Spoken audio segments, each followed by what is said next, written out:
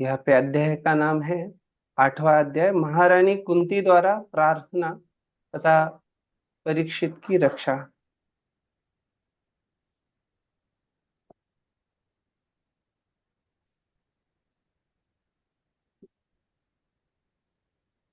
Recording in progress.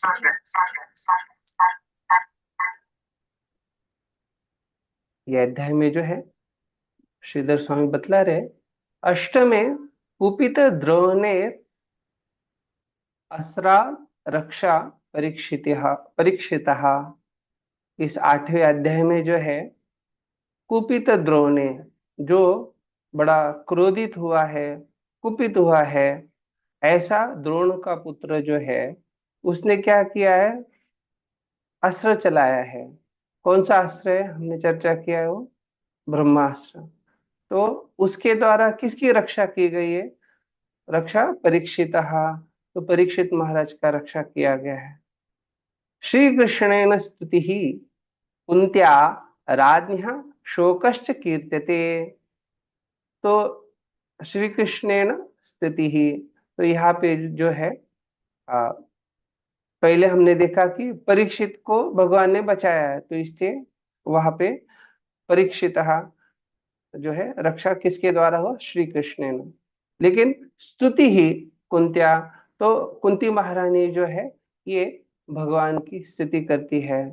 और राज्ञ शोकश्च कीर्त्यते, तो उसके बाद क्या चर्चा आता है, वहां पे जो है राज्ञ, जो राजा युधिष्ठिर है, महाराजा युधिष्ठिर, तो उनके शोक का वर्णन है। तो इस प्रकार से ये अध्याय में श्रीधर स्वामी बतला रहे क्या क्या चर्चा होगा। विश्वनाथ चक्रवर्ती ठाकुर ये अध्याय के बारे में क्या बोलते हैं वो भी हम देखेंगे। विश्वनाथ चक्रवर्ती ठाकुर बताते हैं, ये जो 8वां अध्याय है, इसमें शोकसता अष्टमे पुनर्ब्रह्मास्त्र तो रक्षत तान गर्भे च परीक्षितम। अभी यहाँ पे क्या है, परीक्षित महाराज का जो ब्रह्मास्त्र चलाया गया है अश्वत्थामा के द्वारा, उसका कहाँ पे रक्षा हो रहा है, अरक्षत, तो बतला रहे तान गर्भे, तो उत्तरा माता जो है उनके गर्भ में रक्षा किया गया है। कृष्ण स्तुतश्च पृथया राज्ञ शोकस्तथाष्टमे। अभी पहले श्रीधर स्वामी की, इसलिए इसमें हमने देखा श्री कृष्ण ने आया था, क्योंकि वो श्री कृष्ण के द्वारा संरक्षित किया गया, इस प्रकार से होता। अब यहाँ कृष्ण बताया जा रहा है, तो यहाँ पे पृथा के द्वारा क्या किया जा रहा है, भगवान कृष्ण का स्तुति किया जा रहा है। और राज्ञ शोक, और महाराज युधिष्ठिर का जो शोक है उसके बारे में इस 8वें अध्याय में, 8वें अध्याय में जो है चर्चा किया जाने वाला है।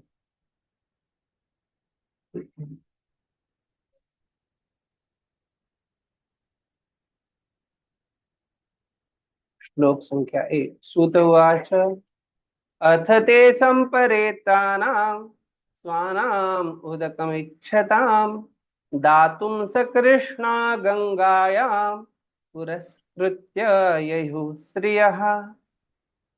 जी मैं पढ़ दूं। हाँ, आप में से कोई एक भक्त पढ़िएगा। सूत गोस्वामी ने कहा, तत्पश्चात पांडवगण अपने मृत परिजनों की इच्छानुसार उन्हें जलदान देने हेतु द्रौपदी सहित गंगा के तट पर गए। प्रिया आगे आगे चल रही थी। एक मिनट, अक्षर अक्षर नहीं दिख रहे। हाँ प्रभु जी, हरे कृष्ण। आपने अलग नाम से ज्वाइन किया है क्या? प्रभु किशोर माधव दास मेरा नाम है। नहीं नहीं, साक्षात हरि प्रभु ज्वाइन किए हाँ हैं क्या? मेरा कर्मी नाम है प्रभु जी। ओके ओके ओके, वो आपको ढूंढ रहा था, आपको को होस्ट, ठीक है, पोस्ट बना दिया। तो यहाँ पे जो है प्रथम श्लोक में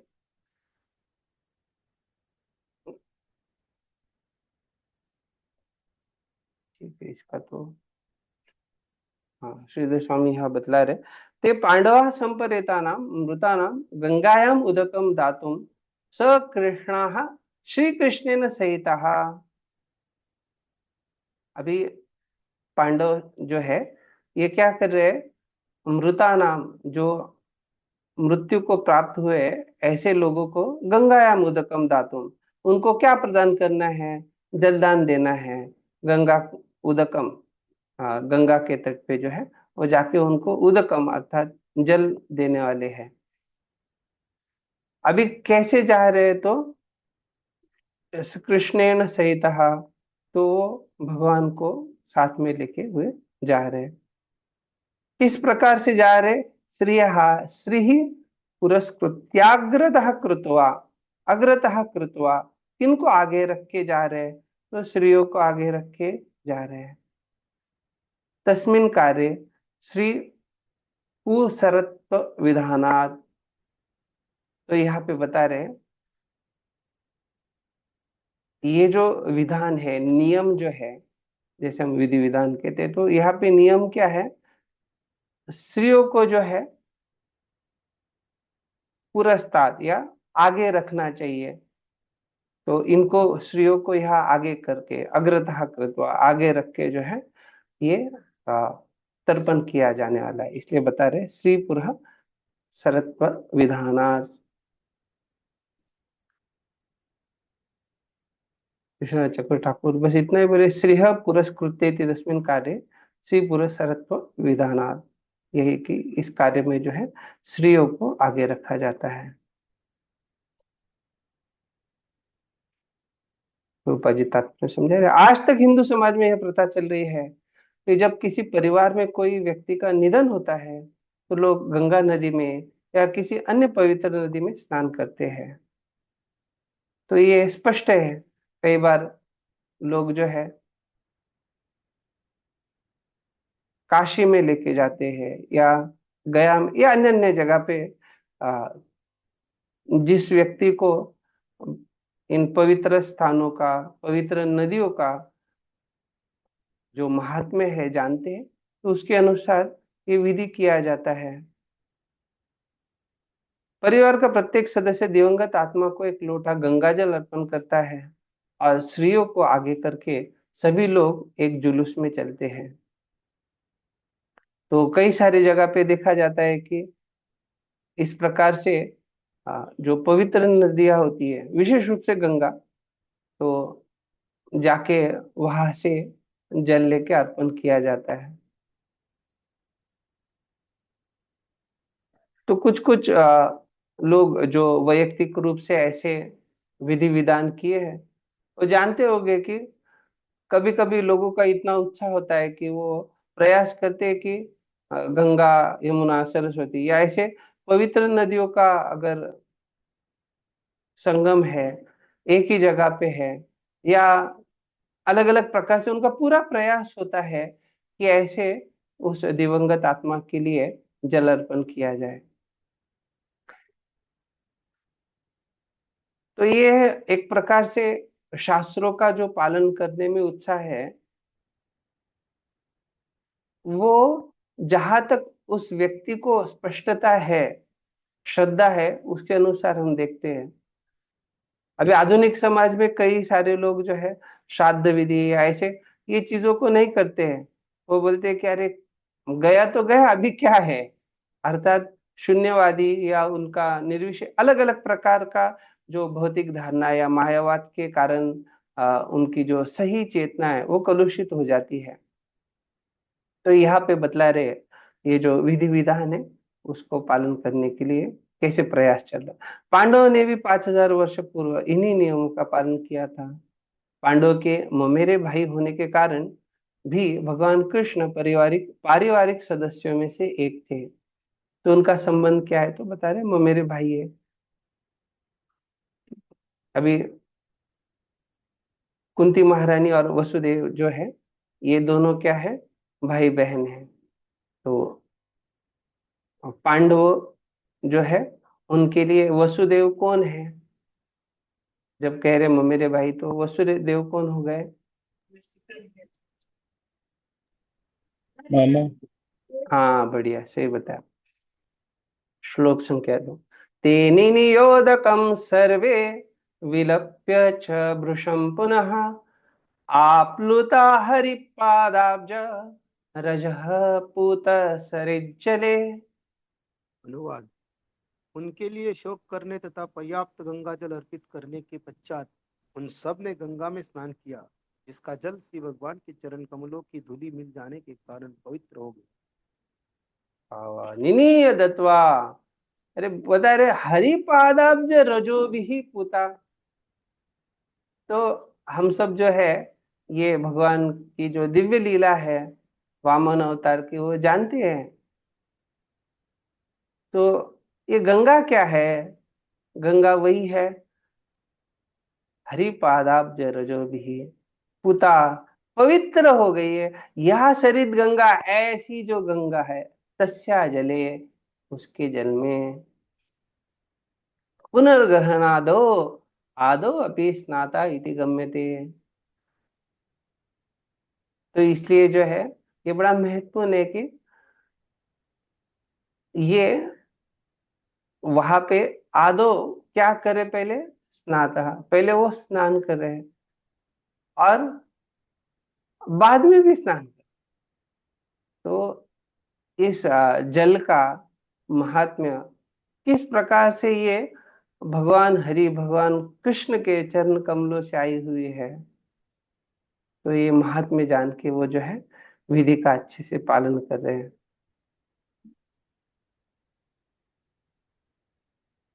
नहीं है तत्वा विष्णु चक्र ठाकुर उतना ही बता रहे हैं, अपने वंचित नहीं है। हाँ, तत्र ते सर्वे पांडवादयो वृषं पुनः विलप्य संपरेतानामुदकम्य उदाय हरेः कृष्णस्य पादाब्जयो रजसा पूते सरितः गंगाया जले आप्लुतः स्नात्वा विशुद्धा बभूव। तो किस लिए ये यहाँ पे स्नान कर रहे हैं? तो बता रहे हैं कि उन्होंने उदकम निनीय प्रदाय, उन्होंने जब जल अर्पण किया तो भगवान हरि के, भगवान हरे है कृष्ण से पादाब्ज, भगवान कृष्ण के चरण कमलों से रजसा पूते, चरण कमलों की जो रज है उसके द्वारा जो पवित्र है, ऐसे गंगा के जल में आप्लुता, उन्होंने क्या किया, अपने आप को डुबोया, अर्थात स्नात्वा, उन्होंने स्नान किया और उसे क्या हुए, विशुद्धा बभूव, वो शुद्ध हो गए। गंगा पवित्र है और उसके कारण वो शुद्ध करती है हर एक को। यहाँ पे उसका महत्व बता रहे हैं श्रीमद वीर राघवाचार्य जी।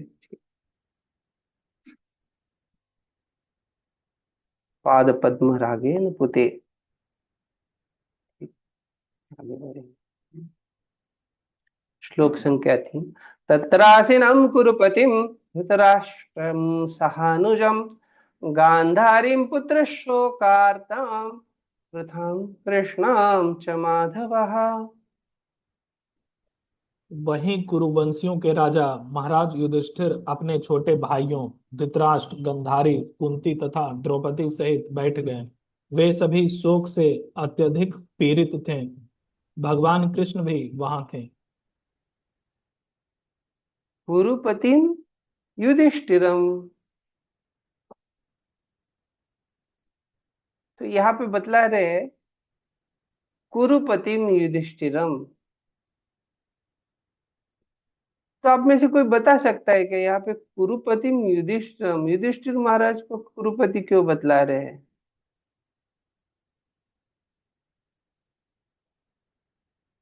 प्रभु जी गुरु क्योंकि वो युद्ध जीत जाते हैं, सर्वश्रेष्ठ। युद्ध जीत जाते हैं तो वो राजा बन जाते हैं इसलिए। देखा जाए तो अभी भी धृतराष्ट्र जो है वो जीवित है, लेकिन जैसे प्रभु जी बतला रहे हैं कि अभी जो है धृतराष्ट्र वो स्वयं चयन किए थे युद्ध का, और युद्ध होके युद्ध में धृतराष्ट्र के सारे पुत्र मारे गए हैं। अभी एक प्रकार से देखा जाए तो जो गीता में भी राजा बोल के संबोधित किया गया था, किसको राजा बोल के संबोधित किया गया था भगवत गीता में? संजय किसको कहते हैं राजा? दुर्योधन को प्रभु जी। हाँ बढ़िया, तो दुर्योधन को राजा बोला था।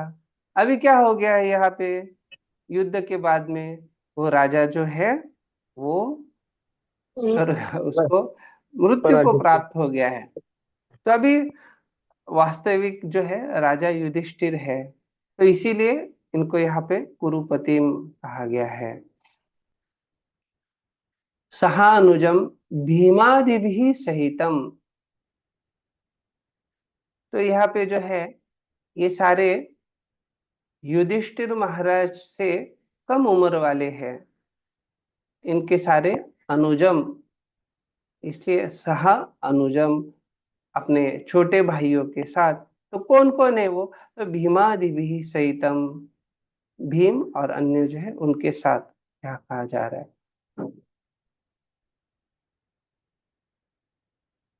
गुरुपति में युधिष्ठिर नहीं, ठीक है।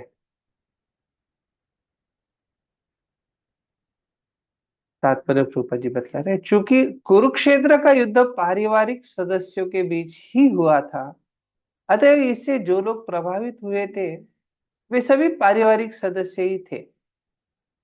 यथा महाराज युधिष्ठिर तथा उनके भाई कुंती, द्रौपदी, सुभद्रा, धृतराष्ट्र, गांधारी तथा उनकी बहुएं इत्यादि। तो ये जो धर्म युद्ध हुआ था पारिवारिक सदस्यों के बीच में, भाई भाइयों के बीच में हुआ। सारे मृत व्यक्ति किसी ना किसी प्रकार से नातेदार, अतएव पारिवारिक शोक संयुक्त रूप में था। तो ये शोक जो है संयुक्त रूप में है, क्यों? क्योंकि रिश्ते नाते जो है ये अपने अपने लोगों के बीच में, ये सारे रिश्ते थे, नाते थे उनके। भगवान कृष्ण भी पांडव के ममेरे भाई थे और कुंती के भांजे तथा सुभद्रा के भाई थे। अभी कुंती पुत्र जो है वो सारे युद्ध में थे। सुभद्रा जो है इनका विवाह कुंती के पुत्र अर्जुन से हुआ है। तो यहाँ पे ये जो संबंध है भगवान कृष्ण का और पांडवों के बीच में, तो उसको और भी बतलाया जा रहा है। बल्कि कृष्ण और सुभद्रा भाई बहन है, और कुंती के पुत्र जो है, यह भी यहाँ पे जो संबंध है ये और भी गाढ़ा हो गया।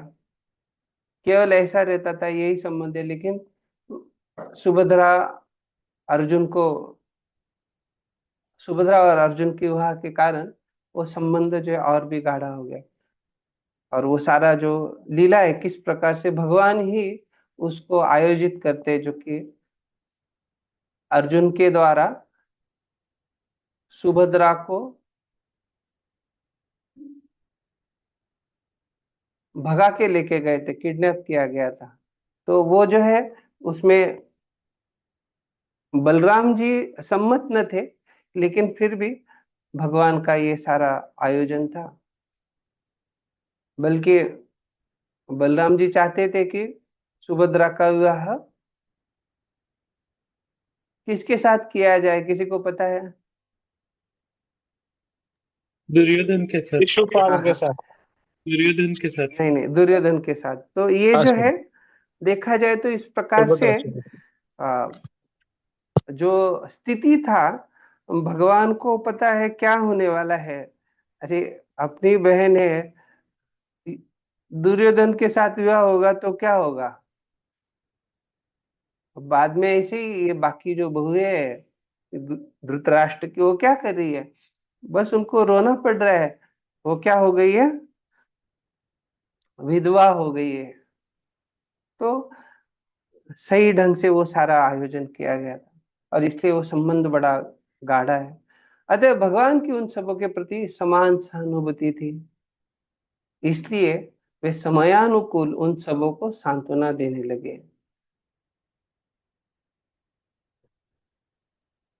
तो रामायण में भी प्रसंग आता है जहां पे विदुर जो है, सॉरी विदुर ने, विभीषण जो है वो, उनको लगता है कि अरे ये रावण जो है इसने क्या क्या कार्य नहीं किए।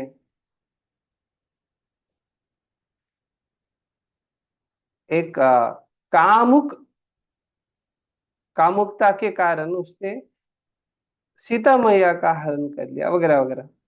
तभी ये जो है, इसके कारण ऐसे व्यक्ति को क्या आ, जो अंत्येष्टि संस्कार है वो करना चाहिए।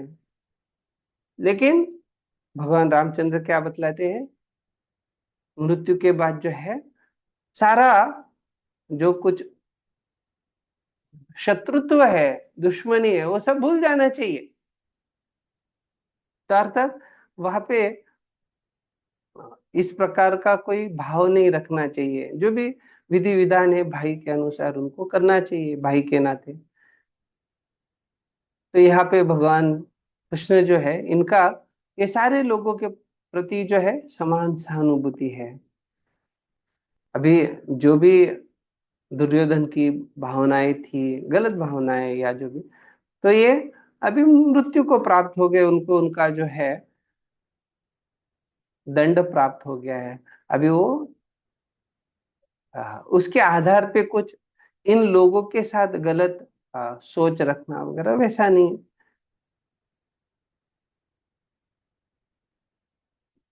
व्यावहारिक रूप से देखा जाए तो ऐसा व्यवहार करना ये साधारण लोगों के लिए संभव नहीं होता है। साधारण लोग जो होते हैं उनका देखा जाए तो उसको खानदानी दुश्मनी बोलते हैं, मतलब ये जो उनका शत्रुत्व की भावना होती है वो पीढ़ियों तक चलती है। कितने पीढ़ियों तक वो भी बोल नहीं सकते, लेकिन उस प्रकार की भावना होती है। आप में से कोई उदाहरण बतलाना चाहेंगे क्या कि हाँ ये जो बतलाया जा रहा है कि हाँ ये पीढ़ियों तक चलता है।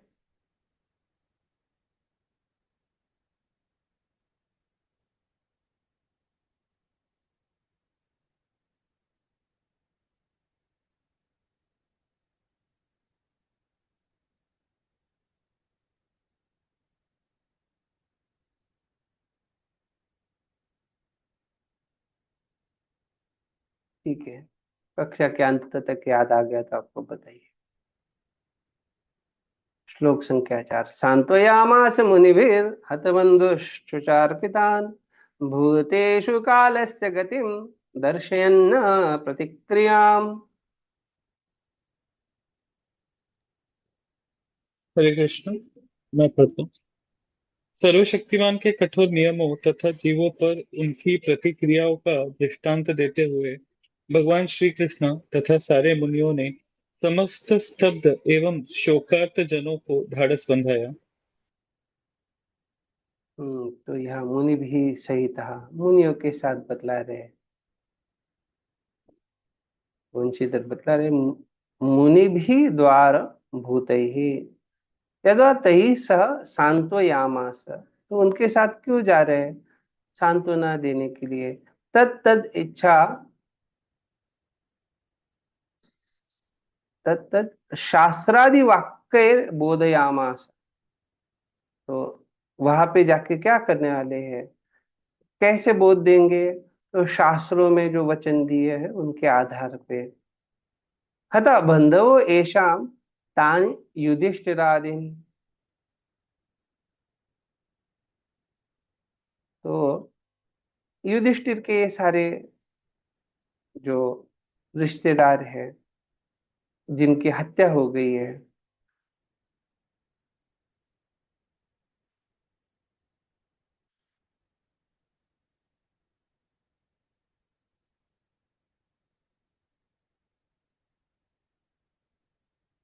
तो यहाँ पे जो है बतला रहे, नातंकस्य क्रिया क्वापि नापराधो न चत्रपा न गौरवम भयम प्रीतिर भूत संगातमश्नुते। तो एक बार जो है व्यक्ति का अगर मृत्यु हो गया है तो उसके बाद जो है किसी प्रकार का आ, अपराध, वो सारा भावना रखना जो है वो उचित नहीं है। ये जो शिक्षा है इस प्रकार की, क्या भावना रखनी चाहिए, किस प्रकार की भावना होनी चाहिए, तो उसको लेके कई सारे ऐसे सुंदर बातें यहाँ बतलाई जा रही हैं।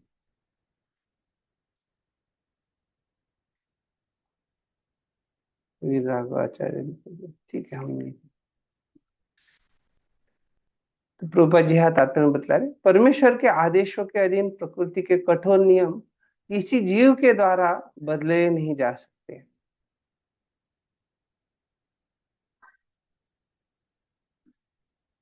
अभी ये जो बतलाया जा रहा है, गीता में क्या कहते हैं भगवान, मयाध्यक्षेण प्रकृति।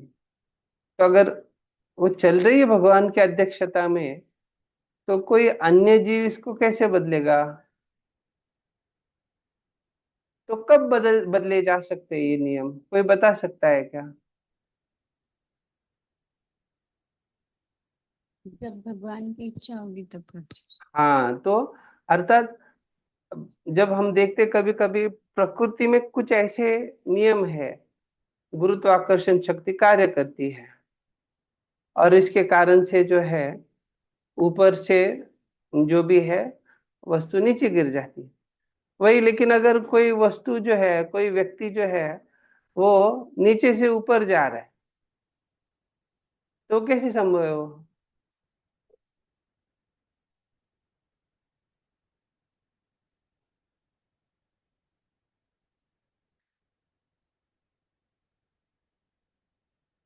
तो ये जो है, ये अलग अलग प्रकार की सिद्धि जिसको प्राप्त हो गई है, और सिद्धि अर्थात इन प्रकार का सारे सिद्धियों के जो स्वामी है, योगेश्वर है, वो तो भगवान है ना। तो इसलिए कोई अगर योगी है और उसको सिद्धि प्राप्त है, कुछ ऐसा लग रहा है प्रकृति के नियम जो है उससे कुछ हटके विशेष रूप से चल रहा है, तो वो भी भगवान का अनुमति है।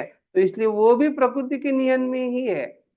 ऐसा नहीं लगना चाहिए कि वो प्रकृति के नियम के अधीन नहीं है। तो इसलिए किसी जीव के द्वारा बदले नहीं जा सकते, ये स्पष्ट होना चाहिए।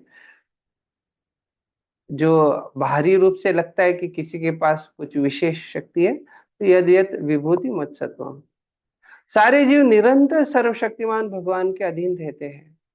भगवान ही सारे नियम तथा आदेश बनाते हैं, जिन्हें सामान्य रूप से धर्म कहते हैं। धर्मम तो साक्षात भगवत प्रणीत, कोई भी व्यक्ति धार्मिक नियम नहीं बना सकता। भगवान के आदेशों का पालन करना ही प्रामाणिक धर्म है। और ये कैसे गीता भागवत के द्वारा हम समझ सकते हैं? प्रत्येक व्यक्ति को चाहिए कि वह केवल उनका या उनके नियमों का अनुसरण करे। इससे वह भौतिक तथा आध्यात्मिक दोनों प्रकार से सुखी हो जाएगा, हो सकेगा। तो गीता से कोई एक श्लोक बतला सकते हैं क्या कि भगवान बतला रहे हैं जहाँ पे ये जो भौतिक तथा आध्यात्मिक दोनों प्रकार से सुखी होना है? तो भौतिक संसार में बड़ा दुख है, दुख निवारण के लिए गीता में क्या श्लोक बताया गया है?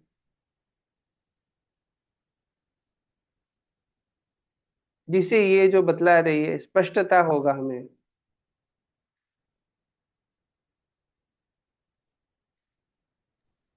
दुःखालय में दुःखे शाश्वतम। दुःखे शृणोति मग्ना सुखेषु विगतस्पृहा वीतराग भयक्रोध इति धर्म निरुच्यते। अरे वाह! और कोई बतलाना चाहेंगे?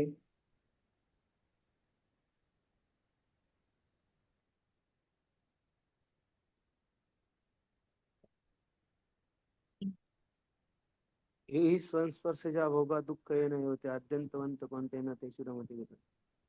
वाह, बढ़िया। तो बड़ा सुंदरता ने आप लोगों ने बताया। तो ये ऐसे गीता में बड़े सुंदर सुंदर श्लोक है।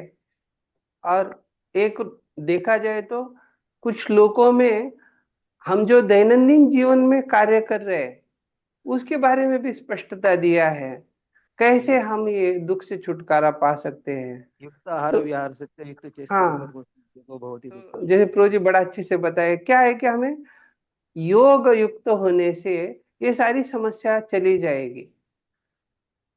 तो गीता हमें जो है क्या कर रहा है, भौतिक और आध्यात्मिक दोनों प्रकार से सुखी बना रहा है।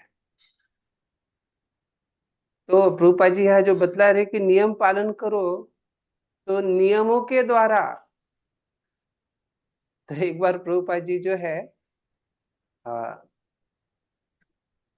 कुत जो स्ट्रीट डॉग जो कुत्ता सड़क पे घूमने वाला होता है और किसी एक मालिक के पास होता है, उसके तरफ इंगित करके पूछते हैं कि कौन सा कुत्ता जो है वो सुखी है।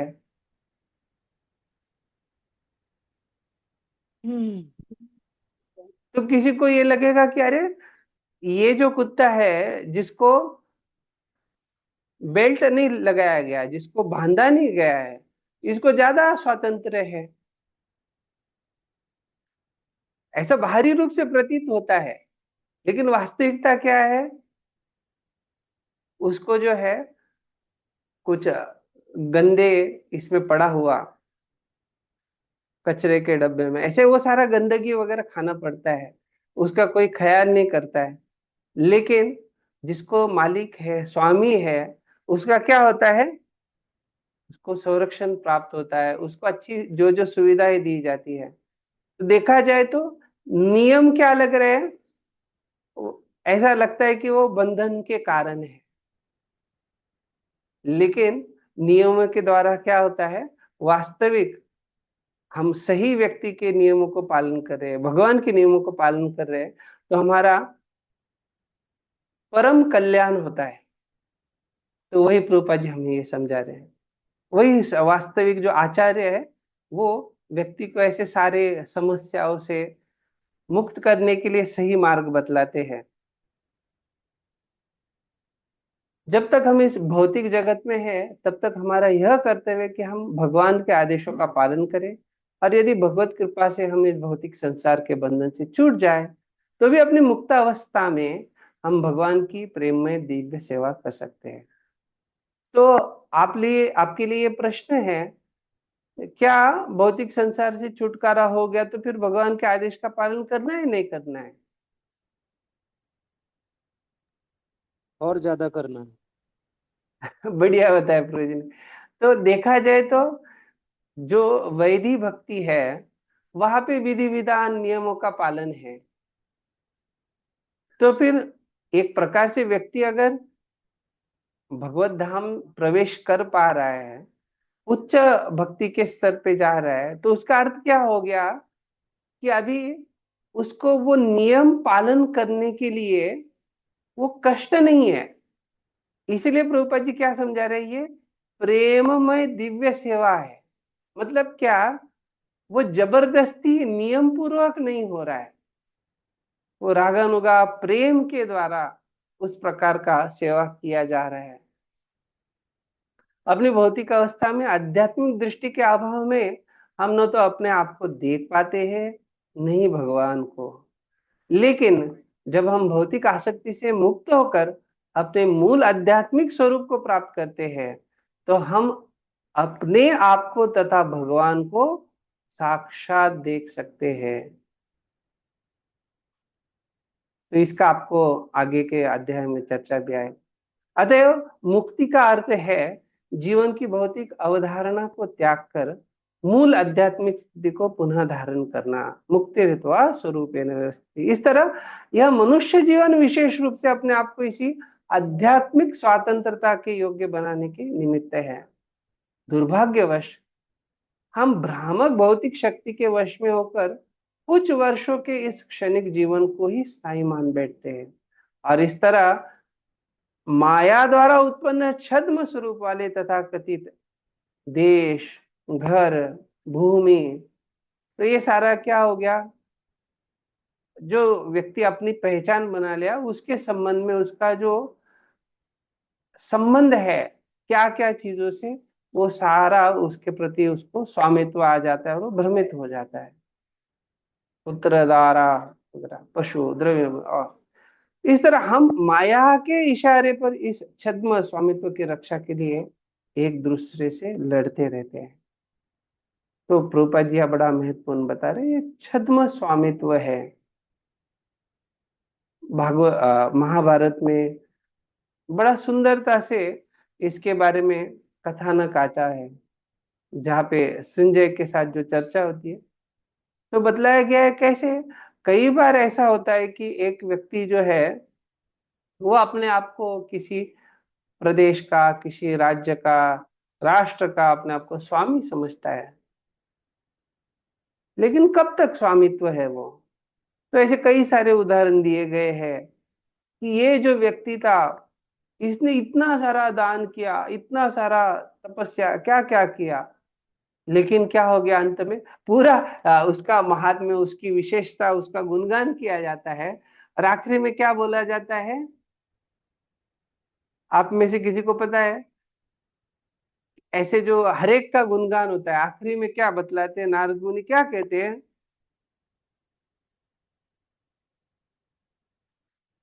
आखिरी में कहते हैं लेकिन फिर भी उसको मृत्यु को प्राप्त होना पड़ा। ऐसे हर एक के बारे में बतलाते हैं, और ये स्पष्टता आ जाती है कि यहाँ पे जो है कोई भी व्यक्ति जो अपना स्वामित्व जताना चाह रहा है, देखा जाए तो क्या है, वो वास्तविक स्वामित्व है क्या? नहीं। तो इसलिए प्रभुपाद जी यहाँ कह रहे हर एक व्यक्ति को जो स्वामित्व जता रहे वो मृत्यु को प्राप्त हो जाएगा, फिर कुछ समय के लिए उसने जो स्वामित्व दर्जाया, फिर दूसरा कोई आके उसको प्राप्त कर लेगा। अभी ये तो हो गया मृत्यु का, लेकिन उसके पहले भी अगर कोई उसके ऊपर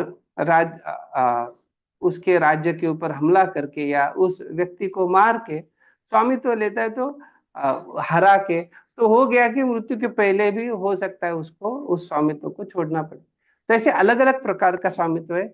व्यक्ति को ये स्पष्टता आ गया कि ये छद्म स्वामित्व है, तो उससे अपने आप को वास्तविक जो स्थिति है, वास्तविक स्थिति क्या है, हम कृष्ण नित्य, भगवान कृष्ण के हम शाश्वत सेवक है, उस स्थिति को समझ पाएगा।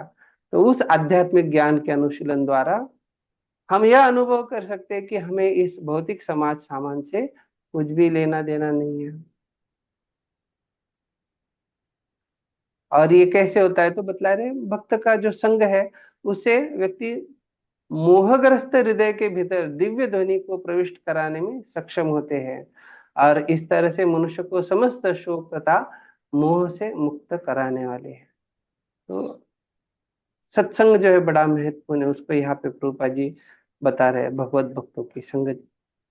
संक्षेप में यह उन लोगों के लिए सांत्वना है जो जन्म मृत्यु जरा तथा व्याधि आदि के रूप में प्रकट होने वाले कठोर भौतिक नियमों के फलों से प्रभावित होते हैं। तो सांत्वना दी जा रही है किन के लिए है? जो पुनर्भवम, जिनको बार बार ये भव संसार में गुजरना पड़ता है, भव रोग से गुजरना पड़ता है। युद्ध से पीड़ित कुरुवंश के सदस्य मृत्यु की समस्या से शोकातुर थे, और भगवान ने उनको ज्ञान के आधार पर ढाढ़स बंधाया।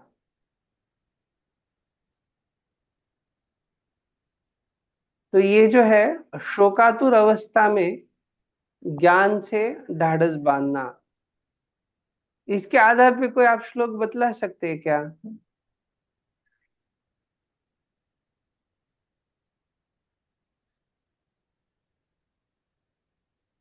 न मे भक्त प्रणश्यति, कोणते है प्रतिजानी न मे भक्त प्रणश्यति। हाँ, तो बड़ा प्रभु जी अच्छा बताया। तो भगवान जो है भक्तों का रक्षा करते हैं। विशेष रूप से हम ये समझ सकते हैं शोकातुर होना मतलब क्या, ये जो है ये मानसिक अवस्था है, और ज्ञान से आधार, ज्ञान से आधार देना, ढाढ़स बंधाना, ये क्या है, ये बौद्धिक अवस्था है। तो भगवान क्या कहते हैं, तो इंद्रियाणि दस्याध्याय और परोण्याहु इंद्रियेभ्य परम मनः। तो जो है इंद्रियों से ऊपर मन है, लेकिन मन से ऊपर क्या है? मन से परा बुद्धि। तो बुद्धि जो है ऊपर की स्थिति में है। तो जब ज्ञान का आधार है तो क्या होगा? बुद्धि के द्वारा व्यक्ति क्या कर सकता है?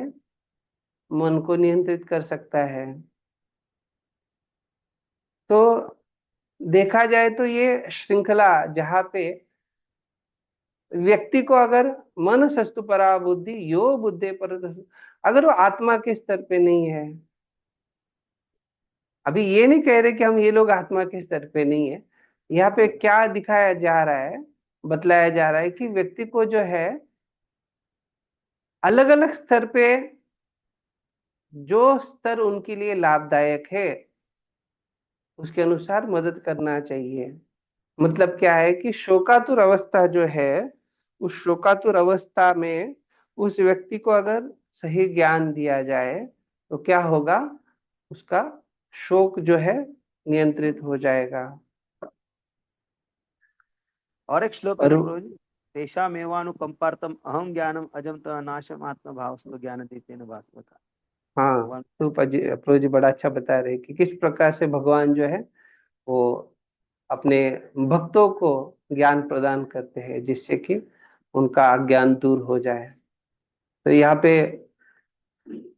ये हम देख सकते हैं कि पांडव लोग भी वहां पे है। तो देखा जाए तो ये अंदर से ज्ञान देना, बाहरी रूप से भी दे रहे, दोनों यहाँ पे आ रहा है। श्लोक संख्या 5। साधयित्वा अजात शत्रु स्वम राज्यम कितवैहृतम घातयित्वा सतो राज्ञः कच शतायुषः। अनुवाद, धूर्त दुर्योधन तथा उसके दल ने छल करके अजात शत्रु युधिष्ठिर का राज्य हड़प लिया था। भगवत कृपा से वह फिर प्राप्त हो गया और जिन दुष्ट राजाओं ने दुर्योधन का साथ दिया था वे सब श्री भगवान द्वारा मार डाले गए।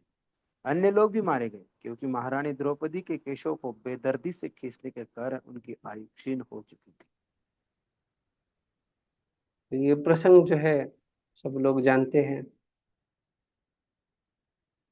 कितवै धूर्ते दुर्योधनादिभिः।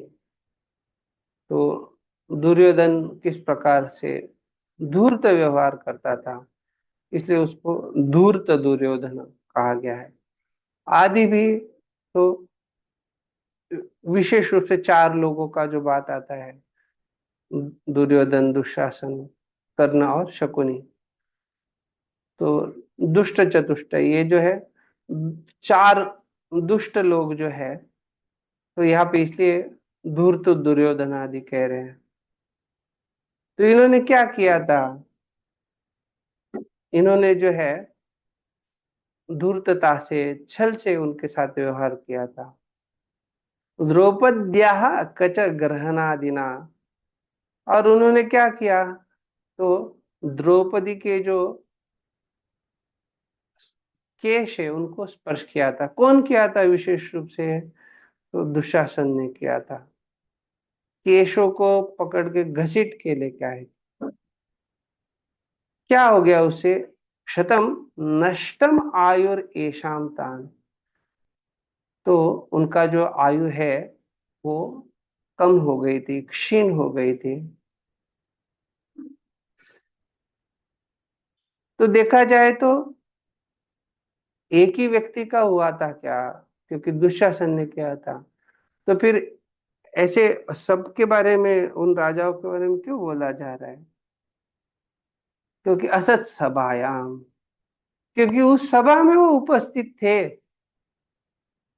तो इसलिए अगर कोई चोरी कर रहा है, पाप कर रहा है, और उसको कोई सहायता कर रहा है या उसके पास साथ में भी है, वो कहेगा मैंने तो चोरी नहीं किया, मैंने किधर पाप किया, दिख रहा है क्या मैंने कुछ चुरा?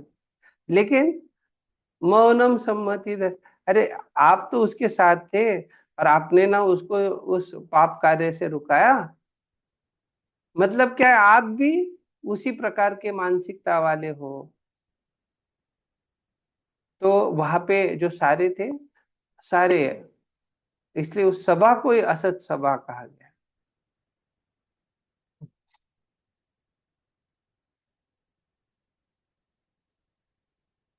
कचा नाम द्रौपदी केशा नाम। तो जब कच स्पर्श कह रहे तो ये द्रौपदी के जो केश है उनके बारे में। स्पर्शेन हतम आयु एषाम दुशासन दुर्योधनादीनाम तान। तो वंशीधर जो है यहाँ पे बतला रहे, जैसे श्रीधर स्वामी की टीका में हमने देखा कि वो एषाम बस कहा गया है, तो वो कौन है? तो दुशासन दुर्योधनादीनाम, वो सारे लोग। अत्र तीर्थेन सुयोधनादीनाम अजात संज्ञावत्वे सुयोधनादयः सर्वे प्रजाता जज्ञिरे घटात् व्यासेन अनंतवीरेण मार्तंडाधिक तेजसा इति ग्रंथातरीय श्लोकः प्रमाणत्वेन न्यस्तः। तथा चा जाता दुर्योधन दुःशासनाद्यः शत्रौ यस्य स तथा तस्य युधिष्ठिरस्य स्वं पितृपितामह क्रमात् प्राप्तम्।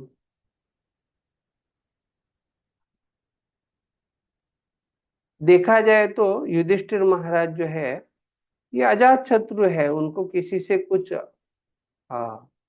दुश्मनी शत्रुत्व का बात नहीं है, और उनको जो है किसी लिए इस युद्ध में युद्ध करने का जरूरत था, क्यों किया? तो उनको जो कुछ था प्राप्त वो उनके पितृ पितामह क्रमात्, वो पिता पितामह जो है उनके द्वारा वो प्राप्त हुआ है, तो वो अधिकृत रूप से उनको प्राप्त हुआ है।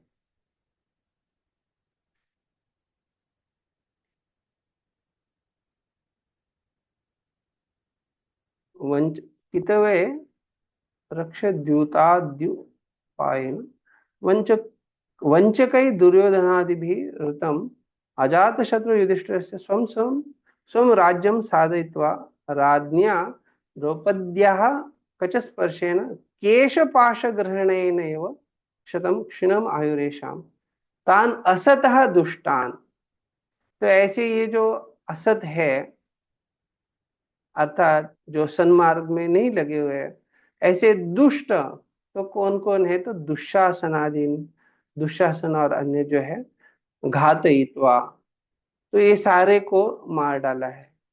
कैसे मारा है? तो अर्जुनादिवीर इति शेषः, तो इन सबको मारा है। और जो इस युद्ध के बाद जो है अर्जुन और अन्य जो है ये बच गए हैं।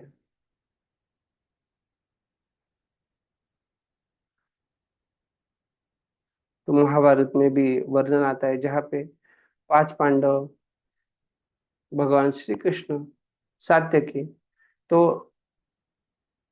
और अन्य पक्ष से जो है कौन कौन बचे, तो उसका वर्णन आता है। तो स्पष्टता है कि घात किनको मारा गया है और कौन जो है बच गए हैं, और किस कारण से वो भी समझाया जा रहा है।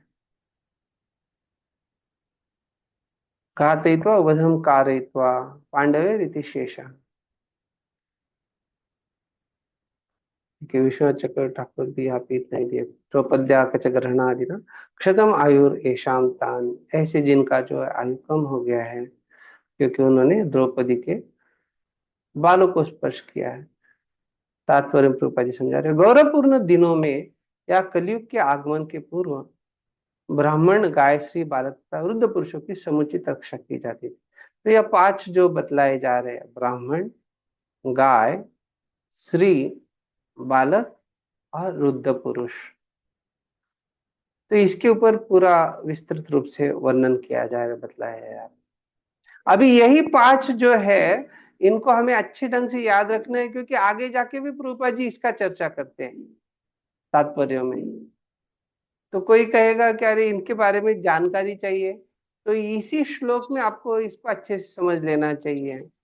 आगे जाके जो इसका ऐसा विस्तृत वर्णन नहीं किया गया, लेकिन ये 5 के बारे में आगे जाके चर्चा करते हैं प्रभुपाद जी। तो ब्राह्मणों की रक्षा से आध्यात्मिक जीवन प्राप्ति के लिए नितांत वैज्ञानिक संस्कृति वर्णाश्रम व्यवस्था का पालन होता है। तो ब्राह्मण क्या करते हैं? तो वर्णाश्रम में हम देखते हैं कि ब्राह्मणों का जो स्थिति है, एक प्रकार से वो सिर के साथ उनकी तुलना की गई है।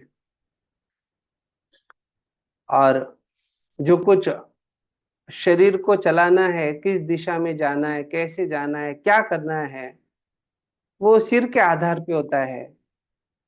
और इसीलिए आध्यात्मिक जीवन के प्राप्ति के लिए जो भी व्यवस्था है वो वर्णाश्रम के आधार से, ये ब्राह्मणों के द्वारा होता है।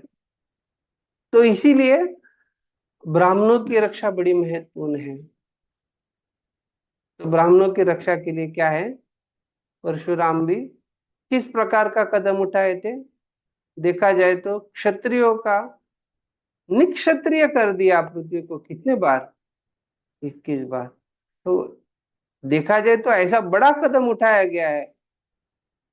क्या कारण था? वही हम देखते कि जो क्षत्रिय जो है उनका सही भाव नहीं था ब्राह्मणों के प्रति। तो ऐसे क्षत्रियों को मारना ही उचित है। अभी देखा जाए तो उस समय के जो क्षत्रिय है आजकल के लोगों की तुलना में कई गुना अच्छे थे।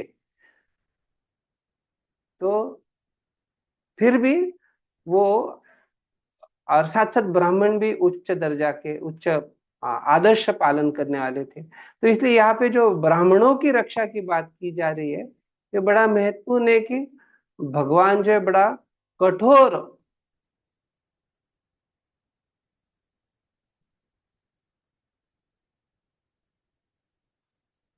कठोर स्थिति ले लेते, या भगवान जो है कठोर निर्णय लेते हैं अगर इस प्रकार से ब्राह्मणों का रक्षा करना है। नमो ब्रह्मदेवाय गो ब्राह्मण हिताय। तो भगवान जो है निश्चित रूप से ब्राह्मणों के हित के लिए कार्य करते हैं। तो ब्राह्मणों के बारे में यहाँ बताया जा रहा है। फिर गायों की रक्षा से भोजन का चमत्कारी रूप, अर्थात जीवन के उच्चादर्शों को समझने के लिए मस्तिष्क के सूक्ष्म तंतुओं को बनाए रखने वाला दूध मिलता रहता है।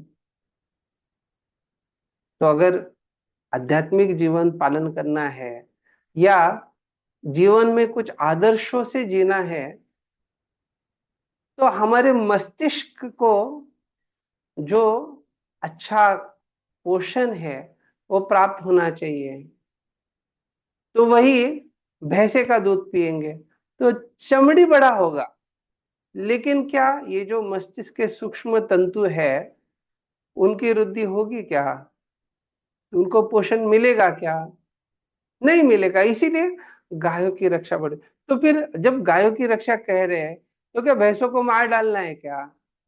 देखा जाए तो कैटल्स कहा जाता है, जो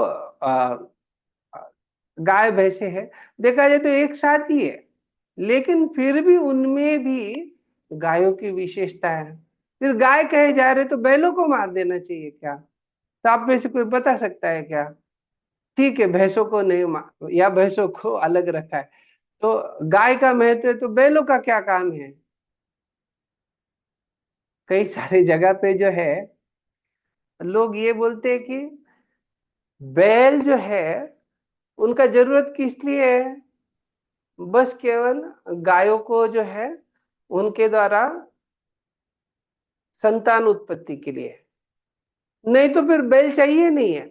तो क्या करो, उनको कत्ल खाने में भेज दो, कसाई कसाई के पास भेज देते। ऐसे कई सारी जगह होता है आधुनिक समाज में।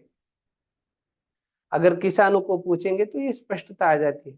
तो जब गायों की रक्षा बोल रहे हैं तो क्या बैलों को मारना है क्या? ये प्रश्न है आपके लिए, कोई बताएंगे क्या? क्या करेंगे फिर वो बैल का? नहीं, बैलों को भी नहीं मारते हैं, उनकी भी रक्षा ही करते हैं, बैलों की भी। तो फिर कुछ काम के नहीं, दूध नहीं देते बैल। तो हाँ, दूध तो आधुनिक, नहीं देते पर वो प्रजनन के काम तो आते हैं ना। हाँ तो इसलिए वो क्या करते हैं, वो कुछ बैल रखते, ऐसा नहीं नहीं रखते। ऐसा ये नहीं कि सारे ही माल डालते, लेकिन कई सारे जो है अगर जन्म हो गया तो उनको भेज देते कसाई खाने में वगैरह। तो प्रश्न ये है कि आप जो कह रहे हैं कि प्रजनन के लिए रखो, तो वो रखते हैं ना। हम्म। तो बाकी अन्य खेती जो के उनको मार डालते। खेती के लिए प्रभु जी, हाँ खेती के लिए बैलों का उपयोग होता है ना, हाँ। खेती के लिए। सही, आप सही बोल रहे हैं। अभी क्या हो गया है कि कई सारे लोग खेती भी नहीं करना चाहते क्योंकि हम्म। खेती में कष्ट है। अगर आप देखेंगे, आपके जो संपर्क में लोग हैं उनके, अगर उनको आप पूछेंगे क्या आप खेती करना चाहेंगे, तो कई सारे खेती लोग करना, जिनके पास हाँ, अपना खेती भी है तो भी वो किसी अन्य को दे देते करने के लिए। बहुत मुश्किल है खेती करना। हम्म। तो मुश्किल है इसलिए नहीं करना चाहिए, बराबर है ना माता जी? नहीं नहीं, करना तो चाहिए पर मेहनत बहुत है उसमें, तो फैक्ट्री इसलिए। से हम्म। जो प्लास्टिक का चावल है उसको खाना अच्छा है, बराबर है। नहीं नहीं, बिल्कुल नहीं, करना तो चाहिए ही। मतलब मैं एक छोटा सा एग्जांपल दूंगी, मैंने कुछ लौकी की बेल लगाई हैं, 5 बेल हैं, उसमें एक में भी फीमेल फ्लावर्स नहीं आ रहे हैं, किसी में भी। तो इट्स वेरी टफ, कितना कुछ कर रही हूँ उसमें देने के लिए, तो एक एक लौकी लगाना इतना मुश्किल है, बहुत ही मुश्किल है। तो उसका अर्थ क्या है कि हम प्रशिक्षित नहीं है। आप जो कर हाँ रहे हैं उसमें आप हाँ प्रशिक्षित नहीं है। हाँ हाँ, बिल्कुल। तो आपको प्रशिक्षण का जरूरत है अगर उस क्षेत्र में आप कुछ करना चाह रहे तो। अच्छा, हाँ, ये भी बात ठीक है। हम्म। तो इसका अर्थ ये नहीं है कि बैलों को मारना है। तो हाँ, बात ये बिल्कुल। है कि जिस प्रकार से समाज व्यवस्था सभ्यता बदल रही है, जिन आदर्शों को हम स्वीकार कर रहे हैं, वो आदर्श क्या कर रहे हैं, हमें केवल कैसे शोषण किया जाए, कंज्यूमरिज्म कल्चर, कौन सी संस्कृति को हम स्वीकार कर रहे हैं, कैसे हम ज्यादा से ज्यादा शोषण करें। तो यहाँ पे प्रभुपाद जी बता रहे हैं कि ये चमत्कारी भोजन है, मिरेकल फूड। अभी क्या हो रहा है कि हम अपने जो शोषण की मानसिकता है उसके कारण से एक जगह छुटकारा पाना चाह रहे हैं, कष्टों से दूर होना चाह रहे हैं, लेकिन जो चमत्कारी रूप से प्रभाव परिणाम हमें प्राप्त होना चाहिए उसके लिए उस संस्कृति को बनाना बड़ा महत्वपूर्ण है। तो उस संस्कृति को हमें सहायता करना चाहिए, हमें उसमें सहभाग लेना चाहिए। ये नहीं है कि हम बस ये कहेंगे कि हाँ ये बताया गया है, नहीं नहीं नहीं, साथ साथ उस संस्कृति का पालन के लिए सहभाग लेना बड़ा महत्वपूर्ण है। तो प्रभुपाद जी हमें ये जो बतला रहे हैं, प्रभुपाद जी हमसे चाहते हैं कि हम केवल दिखाने के लिए या बोलने के लिए जो है इस प्रकार से बाहरी रूप से, वो छद्म रूप से नहीं कि हम ये कहे कि हाँ ये करो लेकिन खुद नहीं कुछ प्रयास करेंगे। तो प्रचार करना बड़ा महत्वपूर्ण है। उसके साथ साथ जो है हम इस प्रकार से व्यवस्था करें, जो किसान है या जो इस वर्णाश्रम का पालन कर रहे हैं उस वर्णाश्रम को और अच्छे से वृद्धिंगत किया जाए। देखा जाए तो वर्णाश्रम आचर उसका जो आचरण करेंगे उससे क्या होगा, हम संसिद्धि को पूरा पूर्णता को प्राप्त कर सकते हैं भगवान को प्रसन्न करके। क्योंकि ऐसा नहीं कि सारे लोग तुरंत शुद्ध भक्ति के लिए तैयार है, लेकिन कम से कम मनुष्य के स्तर पे आने के लिए वर्णाश्रम का तो पालन होना चाहिए।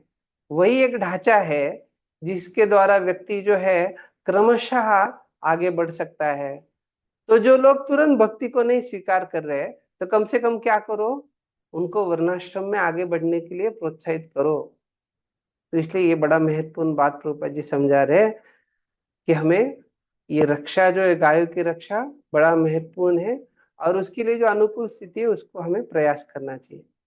तीसरा, स्त्रियों की रक्षा से समाज की शुचिता बनी रहती है, जिससे हमें शांति, सुस्थिरता तथा जीवन की उन्नति के लिए अच्छी संतति मिलती है। तो ये शुचिता कैसे बनती है स्त्रियों की रक्षा से? यदि स्त्रियां अपने घर में रहकर घर का पालन करे और पति से एकनिष्ठ रहे तो वो सुचिता उसकी, नहीं तो बाहर जाएगी तो अपवित्र हो जाएगी। तो ये बड़ा महत्वपूर्ण है कि यह जो शुचिता का बात किया जा रहा है, वास्तविक रूप से जो 4 नियमों का पालन का हम चर्चा करते हैं, और जो 4 आधार स्तंभ है धर्म के, तो उसमें ये जो अवैध अनैतिक स्त्री या पुरुष संग है, उससे क्या होता है? शौच का नाश होता है, शुचिता का नाश होता है। न शौचम ना पिचाचारो न सत्यम तेषु। अरे ये आसुरी प्रवृत्ति जो है, आसुरी मानसिकता जो है, उसमें क्या होता है? उसमें न शौचम, किसी प्रकार की शुचिता नहीं चाहिए उनको। तो ये जो बतला रहे स्त्रियों की रक्षा, ये किस लिए बता रहे? आसुरी प्रवृत्ति से, आसुरी मानसिकता से हम जो है क्या करें? अपने आप को सुर की प्रवृत्ति, सुर की मानसिकता, सुर के जो गुण है उनको विकसित करें। तो अर्थात जब इस प्रकार से सुरों के या दैवी गुणों का विकास होगा, तो ये अपने आप क्या होगा? शांति, सुस्थिरता, जीवन की उन्नति के लिए जो है, ये वर्ण संकर नहीं लेकिन अच्छी संतति का प्राप्ति होगा। वर्ण संकर है तो काय का शांति रहेगा? युद्ध होंगे। और इसलिए वो आतंकवाद वगैरह उसका जो प्रचलन है वो वर्ण संकर के कारण है। वही स्त्रियों का अगर रक्षा किया जाएगा तो क्या होगा? अपने आप ये जो अंतरराष्ट्रीय स्तर पे अभी समस्या चल रहा है आतंकवाद का या अन्य अन्य जगह पे सारा युद्ध का परिस्थिति वगैरह, ये सारा क्या होगा? ये इसका निस्तार निवारण किया जा सकता है। तो मतलब एक केवल भारी रूप से देखा जाए तो साधारण तत्व है ये। ऐसा लग रहा है क्या? अरे क्या है, ठीक है स्त्रियों का रक्षा, लेकिन एक बस इस तत्व का पालन करने से कितना अच्छा परिस्थिति हो सकता है, वो प्रभुपाद जी हमें समझा रहे हैं। नहीं तो देखा जाए तो भगवत गीता में भी भगवान कृष्ण यही बतलाते हैं। ऐसे जो आसुरी प्रवृत्ति वाले लोग हैं, उनका केंद्र ही क्या है?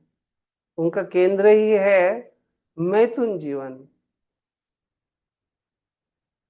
तो अभी उसका जो विकृत स्वरूप है, अगर उसको सही ढंग से उसमें पालन नहीं किया जाए तो उसके कई सारे विकृत स्वरूप देखने को मिलेंगे। तो इसलिए पाश्चात्य देश में जिस प्रकार का संस्कृति, आधुनिक उनका जो विचारधारा है, उसमें क्या देखने को मिलता है कि एक व्यक्ति जो है उसका 17वां बीवी के साथ शादी है, और उसका बीवी जो है उसका 13वां या 14वां शादी है उस व्यक्ति के साथ। तो मतलब क्या हो गया है कि पति और पत्नी के बीच में पत्नी की पत्नी की पति के प्रति जो चैस्टिटी, उसका जो समर्पण है, क्या कह सकते हैं उसको, पतिव्रात्य है, तो वो नहीं है। और पति का भी जो है लॉयल्टी, पत्नी के प्रति निष्ठा नहीं है। तो दोनों का जो है एक दूसरे के प्रति अच्छा संबंध नहीं होने के कारण वहां पे न्यूक्लियर फैमिली, अर्थात वो पति पत्नी ही वहां देखे जाते हैं। तो एक साथ परिवार नहीं है, तो विभक्त परिवार का ये जो देखा जाता है। तो वैदिक संस्कृति क्या कर रही है? देखा जाए वैदिक संस्कृति का पालन करने वाले लोगों में कभी कभी एक ही घर में 40-50 लोग, कई सारे लोग होते हैं, और उनमें बहुत अच्छे से वो एक दूसरे के साथ व्यवहार करते हैं, निवास करते हैं। तो ये आधुनिक जो सभ्यता है पाश्चात्य देश में, उसको आदर्श समझने के कारण ही जो अन्य अन्य जगह पे लोग, भारत हो या अन्य अन्य जगह पे, ये देखा जाता है कि लोग क्या कर रहे हैं, उसी प्रकार से जीना चाह रहे हैं।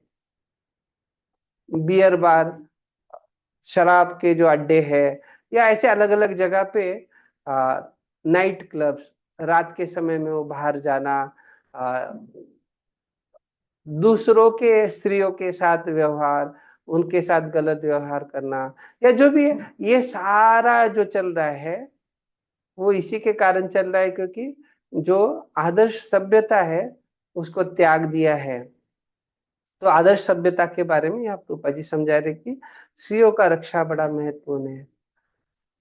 आगे बच्चों की रक्षा से मनुष्य जीवन को वह सुनहरा अवसर प्राप्त होता है जिसे वो भव बंधन से मुक्ति का मार्ग प्रशस्त होता है। बालकों की ऐसी रक्षा उसके जन्म के दिन से ही गर्भाधान संस्कार नामक शुद्धिकरण की प्रक्रिया के द्वारा प्रारंभ हो जाती है। तो बच्चों का रक्षा करना मतलब क्या है?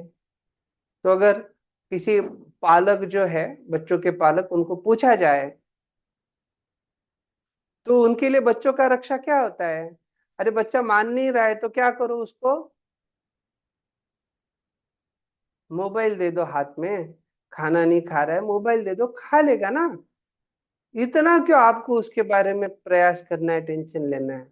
आप अपना देखो, बच्चा अपना देख लेगा। रो रहा है तो मोबाइल या ऐसे कुछ दे दो। तो ये जो है, कई सारे आजकल के नमूने या आजकल के जो पालक है, पिता माता है, उनका बड़ा अलग प्रकार का सोच है। उनको स्पष्टता नहीं है कि बच्चों की रक्षा कैसे किया जाए। तो बल्कि प्रभुपाद जी आप बतला रहे, ऐसा नहीं कि बच्चा बड़ा होने के बाद या बस अभी अब चलने को सीख नहीं रहा है, कुछ भी खा ले रहा है तो तब, ऐसा नहीं है।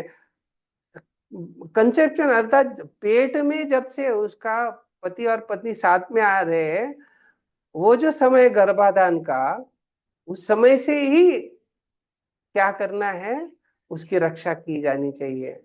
मतलब क्या है,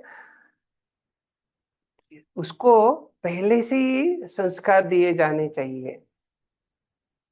तो ये बड़ा महत्वपूर्ण बतला रहे कि संस्कारों के द्वारा जो है उसका शुद्धिकरण होगा। तो वास्तविक रूप में जो रक्षा प्रदान करनी है वो क्या है? आप इसके आधार पे कोई बता सकते हैं क्या, कैसे माँ पिताजी जो है वो वास्तविक रक्षा प्रदान कर रहे हैं? क्या करने से रक्षा हो रही है?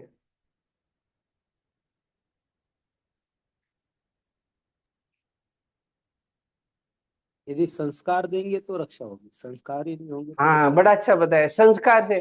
तो संस्कार देने से क्या हो रहा है? उनका बौद्धिक मानसिक दोनों विकास होता है ताकि वो आगे चलकर एक अच्छे नागरिक के रूप में अपना जीवन यापन कर बढ़िया, सके। बड़ा अच्छा बता। तो संस्कार से शुद्धिकरण होता है।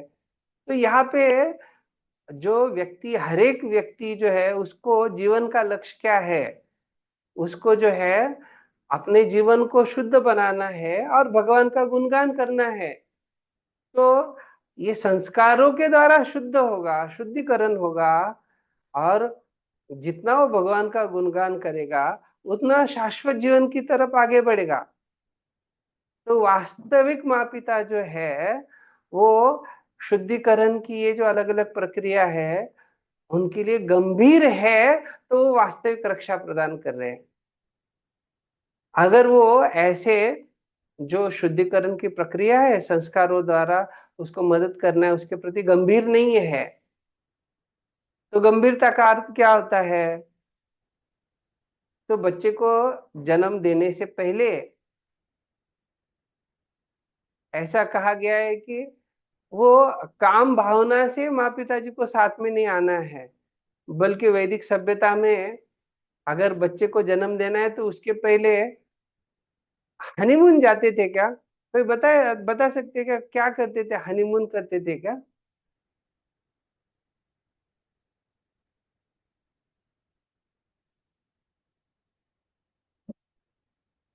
तो वैदिक सभ्यता में बच्चे को जन्म देने से पहले तीर्थ यात्रा भ्रमण किया जाता था। अभी हनीमून जाते हैं या जो भी है, तो क्या चल रहा है कि पूरा जो वैदिक सभ्यता सिखाएगा बराबर उसके विरुद्ध दिशा में कार्य करना है। मतलब बराबर शुद्धिकरण के विरुद्ध क्या करना है हमें, नॉट प्यूरिफिकेशन बट प्यूट्रिफिकेशन। मतलब हमें शुद्ध नहीं होना है बल्कि गंदा होना है। तो क्या ये रक्षा हो गया क्या माँ पिताजी का? माँ पिताजी के द्वारा बच्चों का रक्षा नहीं हुआ है। तो वास्तविक रूप में जो है वो माँ पिताजी को क्या करना चाहिए, बच्चों को रक्षा के लिए अच्छे से ये शुद्धिकरण की प्रक्रिया का पालन करना चाहिए। ठीक। पांचवा जो है, रुद्धों की रक्षा से उन्हें मृत्यु के पश्चात श्रेष्ठतर जीवन की तैयारी करने का सुअवसर प्राप्त होता है। तो ये रुद्धों की रक्षा कैसे करना है वो भी बतला रहे हैं। अर्थात उनको अभी जैसे मिलिट्री के लोग होते, कई सारे लोग 50-60 जो भी उनका साल के बाद रिटायरमेंट हो गया, उसके बाद और किसी जगह पे दूसरा काम करने के लिए अर्थात सिक्योरिटी या अन्य अन्य जगह पे काम करने के लिए जाते हैं। क्यों जा रहे हैं?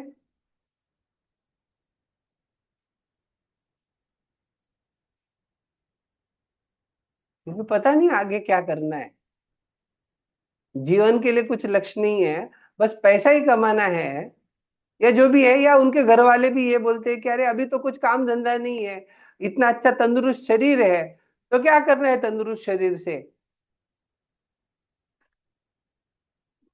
कोई छोटा बच्चा या आ, कम उम्र के व्यक्ति है वो भक्ति करने लगेंगे, बोलेंगे बुढ़ापे में करो। और बूढ़ा हो गया, अभी रिटायर हो गया है, उसके बाद तंदुरुस्त शरीर है तो क्या करो, परिवार के पोषण के लिए, कुटुंब भरने नवा। अरे अभी भी आप क्या करो, कुटुंब का पालन करो। तो ये बतला रहे उसको श्रेष्ठतर जीवन की तैयारी करने का सुअवसर। तो उसको ये मदद करना चाहिए परिवार के सदस्य को। अभी जो है इस व्यक्ति को हमें क्या नहीं करना है, भौतिक संसार की चीजों में नहीं लगाना है। ये वानप्रस्थ इसकी जो अवस्था है, इसको वानप्रस्थ अवस्था स्वीकार करके अच्छे से भगवान की भक्ति में लगना चाहिए। तो क्या जो अगले जीवन का तैयारी उसको करने के लिए मदद करना चाहिए। तो वो वास्तविक रुद्धों की रक्षा है।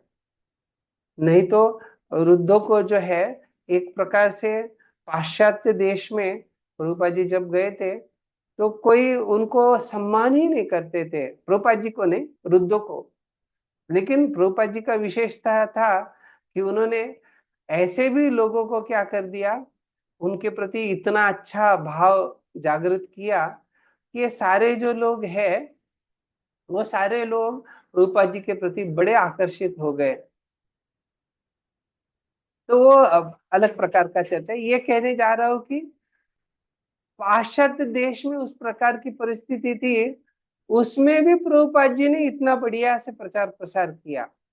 और वो तो खुद भी अपने अगले जीवन का भगवत धाम के लिए पूरा तैयार थे। और उन्होंने कई सारे जो उनके अनुयायी बाकी भी जो अन्य लोग हैं उनको इसके लिए तैयार किया।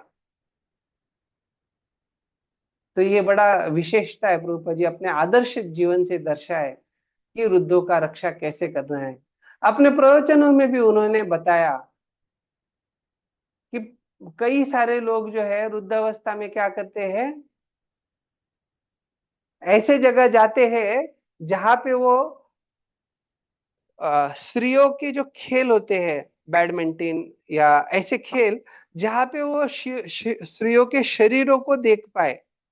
अभी जो है उनकी वृद्धावस्था के कारण वो शारीरिक रूप से हो सकता है कि उन कार्यों में न लगे, मैथुन जीवन के कार्यों में, लेकिन मानसिक रूप से वो उस प्रकार का आनंद लेना चाह रहे हैं। तो ऐसे जो कई कई सारी चीजें देखी जा रही है, वो इसीलिए देखी जा रही है क्योंकि उनको ये श्रेष्ठतर जीवन की तैयारी करने के लिए किसी प्रकार का प्रशिक्षण या उनको अवसर नहीं दिया जा रहा है। ठीक है, तो प्रभु हम, जी एक क्वेश्चन था। हाँ बोलिए। मैं कि जैसे आपने ये बताया कि वो बैडमिंटन का खेल देखने के लिए इसलिए जाते हैं कि वो उसका मैंने आनंद नहीं ले बताया, सकें। मैंने नहीं आपको नहीं। क्या बताया? कौन हाँ, बताया? किसने बताया? तो आपका ध्यान नहीं था, प्रभुपाद जी अपने प्रवचन में बताते हैं। अच्छा, तो एक क्वेश्चन था कि ऐसे में जैसे उस बंदे को खुद तो पता शायद नहीं लग रहा कि मेरे को ये मैं पाप कर्म कर रहा हूँ, तो उसका उसको फल मिलता है फिर, मतलब कर्मों का फल?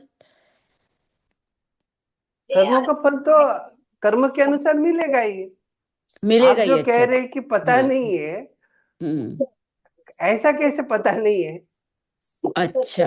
अभी जो सामान्य कोई भी लोग है, उनको पता है हम्म कि ये मेरी पत्नी, ये दूसरे की पत्नी है, हम्म। या दूसरे के परिवार वाले लोग हैं। हम्म। तो उसमें पता नहीं रहने का बात क्या हो गया? हाँ, बिल्कुल। हम्म आप कहेंगे पागल खाने वाला है, तो पागल खाने में रहेगा, हम्म। वो हम्म थोड़ी हम्म ऐसी जगह जाएगा देखने को। हम्म। नहीं, पूछ रहा हूं मैं, आप बोल रहे पता नहीं, मतलब क्या नहीं, कहना जैसे आपका? एक एक क्वेश्चन था, पर अभी पूछूं या बाद में पूछ लूंगी मैं जो भी है, सबसे? पहले आप ये बताओ, पता नहीं मतलब क्या है, नहीं, आपका पता क्या तो है? है ही, उनको तो पता है, फिर पर जानबूझ हाँ। के पाप करते हैं। अच्छा, हाँ, पता है, हाँ। जैसे कि किसी बंदे ने किसी लड़की को, वो कहता है ये मेरा गुरु है ये लड़की, और उस पे ही वो मेडिटेट करता है वो, तो यंग लड़की को, तो मेरे हिसाब से तो उसमें भी वो सेंस एंजॉयमेंट ही ढूंढ रहा है। पर पता नहीं, ये मेरे को थोड़ा कंफ्यूजन है इस मामले में, ये मैं क्लैरिफाई करना चाह रही थी। नहीं, गुरु है तो ठीक है, हम किधर कुछ बोल रहे हैं, लेकिन अगर वो उस व्यक्ति को भोग के दृष्टिकोण से देख रहा है, तो प्रभुपाद जी अच्छा। यह समझा रहे हैं कि वो भोग के दृष्टिकोण से देखने के लिए उधर जाते हैं, नहीं तो क्यों हम्म। समय बिताएंगे उधर? आप बताइए, बिल्कुल। वृद्धावस्था जो है, अभी हाँ, बिल्कुल। स्पष्टता हाँ। आ गया है, जीवन के कई सारे अनुभव आ गए हैं, अभी तो हम्म। मृत्यु आने ही वाला है, बिल्कुल तो बिल्कुल। हाँ तैयारी करना तो जरूरी है ना। हाँ हाँ हाँ। हम्म तो ऐसा नहीं कि स्पष्ट नहीं है, हम्म। लेकिन उसके बावजूद, उसके बाद भी ये लोग क्या कर रहे हैं, ऐसे अलग अलग जगह जाके अपना समय बिता रहे हैं, अर्थात उस हम्म समय का सही प्रयोग नहीं हो रहा है, सही उपयोग नहीं किया जा रहा है, वो यह बात किया जा रहा है। आप जब कह रहे कोई लड़का है, किसी या कोई बूढ़ा व्यक्ति या जो भी है, वो किसी युवा अवस्था के स्त्री के प्रति उसका कुछ सोच है, तो उस सोच का आधार क्या है, वो हमें देखना चाहिए। क्या उस सोच का आधार भोग के लिए है या सेवा के लिए है? अभी कोई व्यक्ति है, वो किसी युवा लड़की को बचा रहा है, वो आ, समुन्दर में, कहीं नदी में डूब रही है, तो ठीक है, लेकिन अगर कुछ अलग भावना है, तो वो तो स्पष्ट है कि वो भोग की भावना है। और शास्त्र में जो है, आप बोल रहे हैं कि वो स्त्री के ऊपर ध्यान लगा रहा है, शास्त्र में जो है क्या कहा गया है? ध्यायत विष्णु, भगवान के ऊपर। और ऐसा नहीं कि एक व्यक्ति, सारे देवी देवता भी जो है, ऋग्वेद में कहा गया है, वो क्या करते हैं? पदम, भगवान के चरण कमलों के ऊपर ध्यान करते हैं। तो अगर कोई भौतिक देह धारण किए हुए स्त्री है, तो उसके ऊपर ध्यान लगाने का क्या बात हो गया? तो जो भी है, आप वो समझ सकते हैं खुद से ही, क्या सही है क्या गलत है, ठीक है? आपको समझ में आ गया? हाँ हाँ प्रभु जी, आया।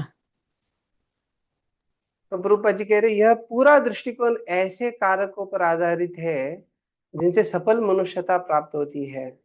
इसके विपरीत सजावटी कुत्तों तथा बिल्लियों की सभ्यता है।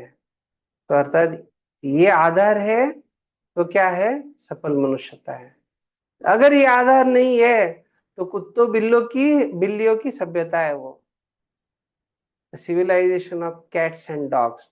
तो प्रभुपाद जी ये जो बता रहे, ये बड़ा महत्वपूर्ण है कि हम किस सभ्यता में रहना चाह रहे हैं, हमारा आधार क्या है। तो हमने ये इसका विस्तार रूप से चर्चा किया। ये 5 जो है, ये सभ्यता के आधार है, और इसलिए उनका रक्षा बड़ा महत्वपूर्ण है। और वो कैसे किया जाना चाहिए, क्यों किया जाना चाहिए? उपयुक्त निर्दोष प्राणियों का वध सर्वथा वर्जित है, क्योंकि यदि उनका अपमान भी किया जाए तो आयु क्षीण होती है। तो ये बड़ा महत्वपूर्ण समझा रहे हैं। इसलिए वैदिक सभ्यता में जहां पे भी धर्म युद्ध होते थे, तो ये उपर्युक्त निर्दोष प्राणी, ये जो सारे लोग, ये 5 जिनका चर्चा किया, इनको क्या कहा गया है? इनका वध करना वर्जित है। अर्थात युद्ध में जो है वो जो लोग क्षमता रखते हैं वही लोग सम्मिलित होते हैं। ऐसा नहीं कि कोई भी जाके वो धर्म युद्ध में सम्मिलित हो रहे। और कोई जाके द्वेष के कारण किसी वृद्ध का हत्या कर रहा है। जैसे धृतराष्ट्र ने जो कुछ किया वो भीम जानते थे, लेकिन उसके बाद ऐसा नहीं हुआ कि जाके अपनी गदा लिया और धृतराष्ट्र के सिर पे डाल दिया। ऐसा नहीं है। सभ्यता क्या है जानते हैं, बल्कि धृतराष्ट्र ने प्रयास किया भीम को मारने, लेकिन भीम ने वैसा नहीं किया।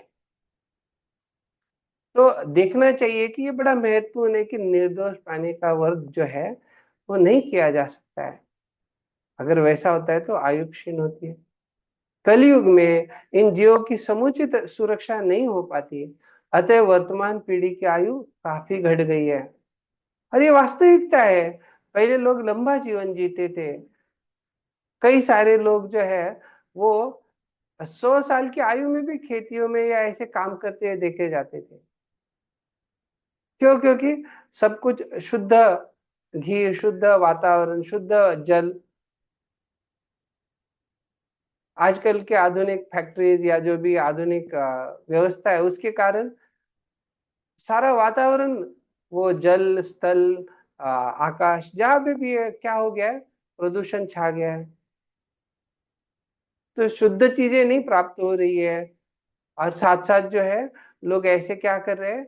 सभ्यता को पालन नहीं कर रहे, सभ्यता के आधार को नष्ट कर रहे हैं। तो क्या होगा? यही परिणाम होगा। और ये देखा जाता है कि पहले जो एवरेज लाइफ स्पैन, जो आ, आयु होती थी, तो वो अलग थी, ज्यादा थी, अभी कम हो गई है।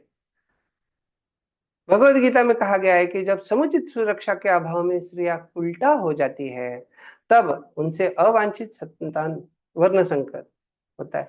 सती स्त्री का अपमान करने का अर्थ है अपनी आयु को खतरे में डालना।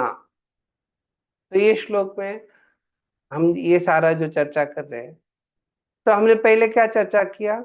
कच, जो द्रौपदी के केश है, उनको क्या हो गया था? उन्होंने, दुशासन आदि ने स्पर्श किया, तो केवल उसके कारण क्या हो गया? वो सती स्त्री का अपमान हुआ। अभी एक तो हो गया, उन्होंने, दुशासन ने स्पर्श किया।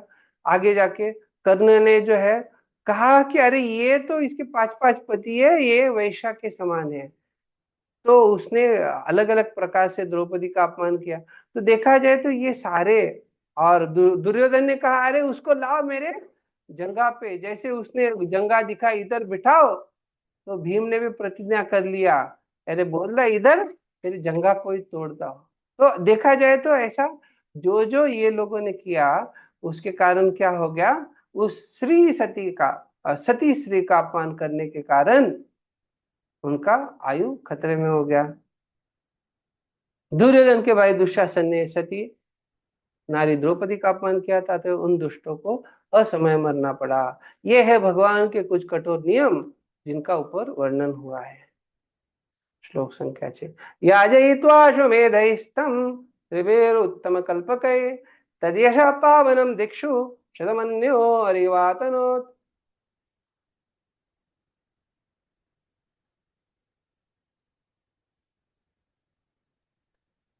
भगवान श्री कृष्ण ने महाराज युधिष्ठिर से 3 श्रेष्ठ अश्वमेध यज्ञ संपन्न कराए हैं। और इस तरह उनकी पवित्र ख्याति सो यज्ञ करने वाले इंद्र की तरह ही सर्व दिशाओं में फैल गई।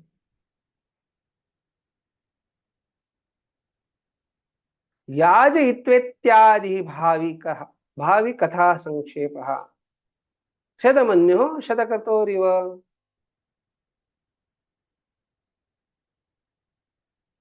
तो याजयित्वा अर्थात यजन करवाया, यज्ञ करवाए। तो कितने करवाए थे? तो 3 अश्वमेध यज्ञ करवाए थे। और ये किस प्रकार का था? ये यज्ञ करने से उनको क्या लाभ प्राप्त हुआ? तो इसलिए कह रहे हैं शतमन्यो हो शतक्रतोरिव। अरे, जिनको शतक्रतु कहा जाता है क्योंकि उन्होंने 100 यज्ञों को किया है। तो 100 अश्वमेध यज्ञ कौन करता है? अर्थात जिसको इंद्र का स्थान चाहिए उसको 100 अश्वमेध यज्ञ करना है।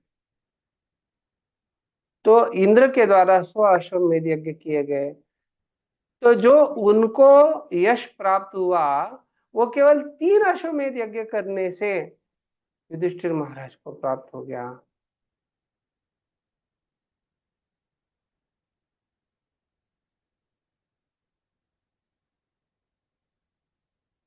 याज इत्यादि भावी कथा संक्षेप।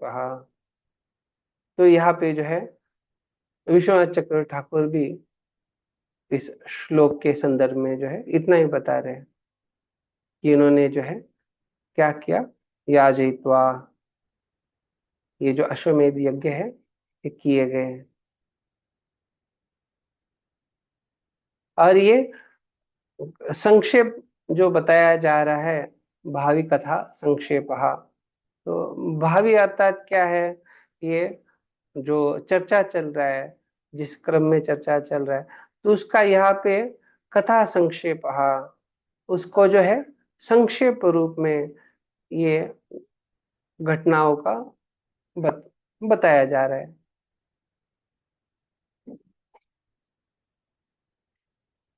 तात्पर्य प्रभुपाद जी कह रहे कि यह महाराज युधिष्ठिर द्वारा अश्वमेध यज्ञ संपन्न किए जाने की भूमिका जैसी है। तो ये उसका भूमिका बतलाया गया और वो बाकी अन्य चर्चा प्रभुपाद जी समझा रहे।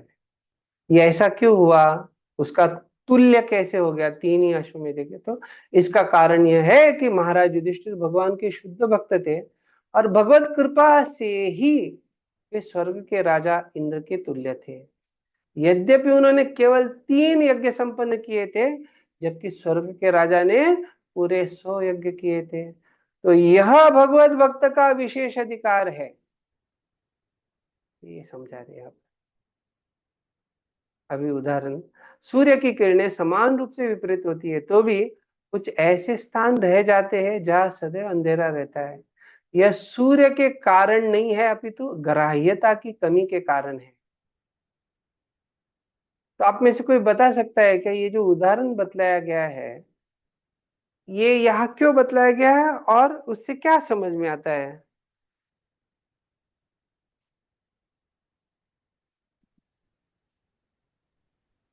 हरे कृष्णा प्रभु जी, कृपा तो भगवान सभी पे एक जैसी करते हैं, लेकिन हम भक्त हमारे में कमी होने के कारण हम लोग भगवान तक नहीं पहुंच पाते, ऐसा। हाँ, सही बता रहे प्रभुपा जी, आगे बतला रहे इसी प्रकार जो भगवान के 100% भक्त है उन्हें भगवान की पूर्ण कृपा प्राप्त होती है, यद्यपि जो सर्वत्र सदैव समान रूप से वितरित होती है। तो अर्थात इंद्र जो है वो क्या है? 100% भक्त है क्या? मिश्र भक्त है। तो मिश्र भक्तों को उतना ही कृपा प्राप्त हो गया, लेकिन शुद्ध भक्त जो है उनको 3 अश्वमेध यज्ञ से 100 अश्वमेध यज्ञ का जो महिमा है वो प्राप्त हो गया। श्लोक संख्या 7। आमंत्र्य पांडुपुत्रांश्च शयने योद्धव संयुतः द्वैपायनादिभिर्विप्रे पूजिते प्रतिपूजितः।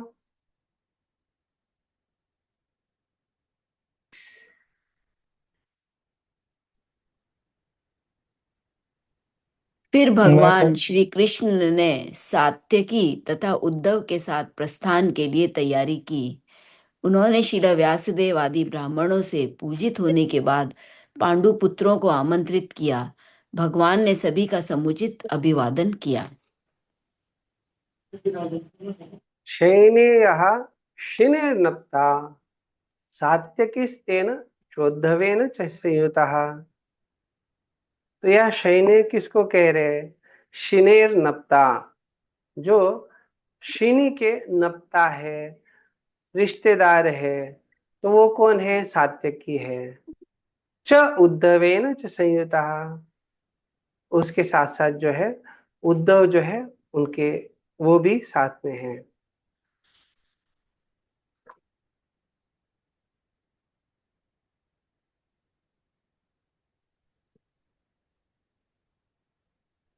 शयनेयः शिनेर्नप्ता सात्यकी, ठीक है।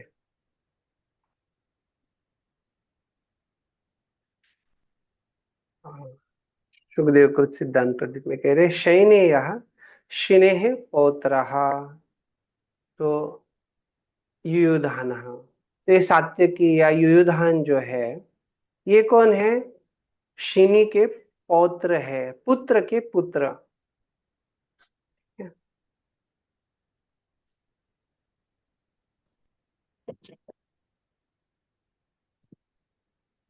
रूपा जी हतात में कह रहे क्षत्रिय होने के कारण श्री कृष्ण ब्राह्मणों द्वारा पूजनीय नहीं थे, लेकिन वहां पर उपस्थित श्री व्यासदेव आदि सारे ब्राह्मण उन्हें भगवान के रूप में मानते थे, अतः इन सबों ने उनकी पूजा की।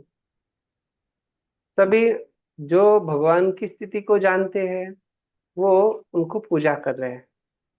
अभी भगवान जो है अपनी सामाजिक व्यवस्था उसके आधार पे क्या कर रहे हैं? क्षत्रिय होने के नाते ब्राह्मणों का सम्मान कर रहे हैं, उनका प्रति पूजन। यद्यपि श्री कृष्ण को सदैव सभी ओर से परमेश्वर को मिलने वाला सम्मान प्राप्त होता रहता था, लेकिन भगवान सभी कभी भी समाज के चारों आश्रमों की प्रथाओं से रंच मात्र भी विचलित नहीं होते थे। भगवान ने प्रयोजनवश इन सामाजिक प्रथाओं को संपन्न किया, जिससे भविष्य में अन्य लोग उनका अनुसरण करते रहे।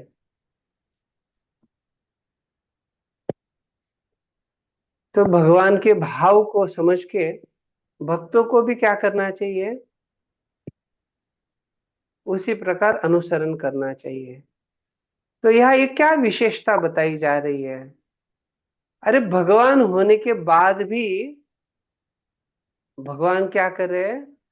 जो प्रथाएं है वर्णाश्रम की उनको अच्छे से पालन कर रहे हैं। तो कभी कभी ये देखा जाता है कि लोग कहते हैं कि अभी भक्तिमय जीवन का पालन कर रहे हैं तो ये सब करने का जरूरत नहीं है। तो अगर हम आधुनिक व्यवस्था को स्वीकार कर ले और वैदिक सभ्यता को ठुकरा दे तो वो बिल्कुल भी उचित नहीं है। आज जहां पे भक्तिमय जीवन के लिए कुछ कर रहे हैं तो भक्तिमय जीवन की श्रेष्ठता को प्राधान्य देना समस्या नहीं है, लेकिन भक्तिमय जीवन का नाम बोल के हम अगर आधुनिक जीवन को अपनाएंगे और वैदिक सभ्यता को ठुकरा देंगे तो वो कितना खतरनाक है। तो इसीलिए प्रभुपाद जी यहाँ भगवान किस प्रकार से आदर्श स्थापन कर रहे हैं वो समझा रहे हैं।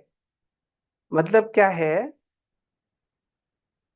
कि भगवान अगर इस व्यवस्था को बनाए हैं, भगवान इस व्यवस्था को बनाए हैं, कोई श्लोक बता सकता है? बड़ा प्रसिद्ध श्लोक है वर्णाश्रम के बारे में, आसान भी है।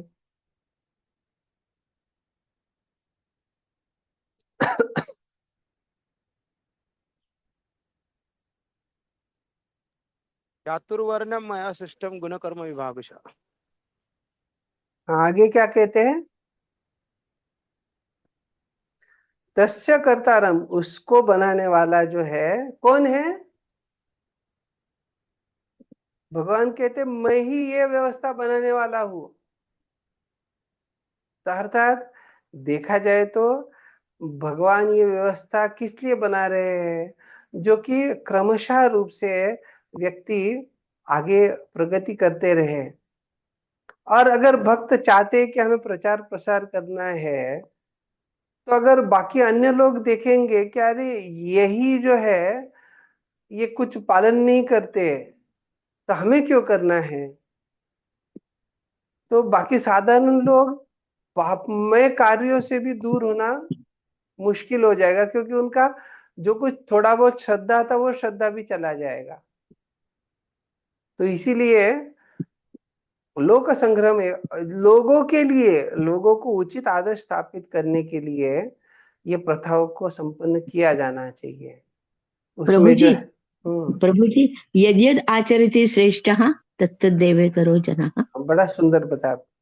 तो ये महत्वपूर्ण है कि भक्त जो एक नेता की भूमिका ले रहे हैं, जैसे माता जी बताए श्रेष्ठ, तो उस श्रेष्ठ की भूमिका में जो है, अगर वो अपने आप से उन आदर्शों को नहीं दिखलाएंगे, तो सामान्य लोग जो है वो पाप करने से भी उनको कतराएंगे नहीं, वो डरेंगे नहीं, वो पाप में लग जाएंगे। तो इसलिए यहाँ पे बड़ा महत्वपूर्ण बता रहे कि भविष्य में जो है अन्य लोग उनका अनुसरण करते हैं। तो यहाँ पे जब भगवान के बारे में कह रहे, तो भगवान के भक्त भी जो है वो जिस प्रकार से आदर्श स्थापित करेंगे, वही क्या होगा, आगे लोग भी अनुसरण करेंगे। गंतुम कृतमतिर्ब्रह्मन् द्वारकां रतमास्थितः उपलेभे विधावन्तीम् उत्तरां भय विह्वलाम्।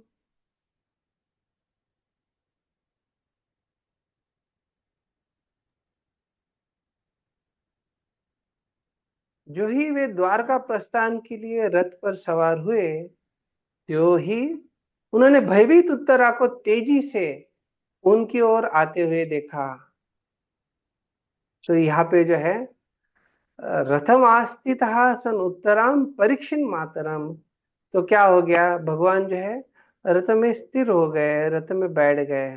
तब उस समय उत्तराम, जो उत्तरा कौन है, परीक्षित महाराज का माता है, वो किस अवस्था में आई है, भयेन विह्वलाम व्याकुलाम, भय के कारण जो है बड़ी व्याकुल अवस्था में है। और इस अवस्था में जो है ये अभिमुखम धावंतिम उपलेभे ददर्श, तो वो जो है भगवान की तरफ वो दौड़ते दौड़ते भागते भागते जो है वो धावंतिम वो आई है। और इस प्रकार से भगवान उनको देखे ददर्श।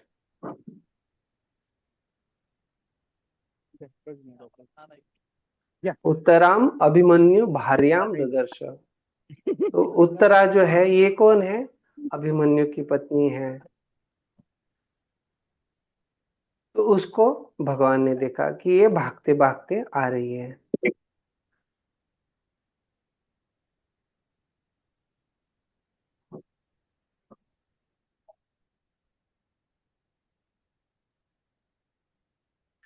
तद अभिधावन्ति भयेन विफलाम उत्तराम अभिमन्यु पत्नी इत्थं विज्ञापयन्तीम इति शेषः उपलेभे पति ददर्श इत्यर्थः। यदो अभिधावन्ति विज्ञान पूर्वकम अनुवर्तमानम उपलेभ इत्यन्वयः। तो यहाँ पे जो है ये उत्तरा किस प्रकार से बड़ा विवल अवस्था में वो पूर्ण भयमय स्थिति में हो गई, भयित तो डर गई है वो। और बल्कि भगवान जो अभी रथम आस्थिता अधिष्ठिता, रथ में चढ़ गए, बैठ गए, स्थित हो गए हैं। उसके बाद जो है ये प्रसंग आ रहा है, क्योंकि अभी तो जाने वाले हैं ना, लेकिन प्रसंग ये हो गया कि उत्तरा को देखा इस प्रकार की अवस्था में। अभी ये जो आगे चर्चा होने वाला है उसमें नया विभाग शुरू हो रहा है, नया चर्चा शुरू हो रहा है। जिस चर्चा में अभी उत्तरा के द्वारा प्रार्थनाएं अर्पण की जाएगी। वो किस लिए प्रार्थना है?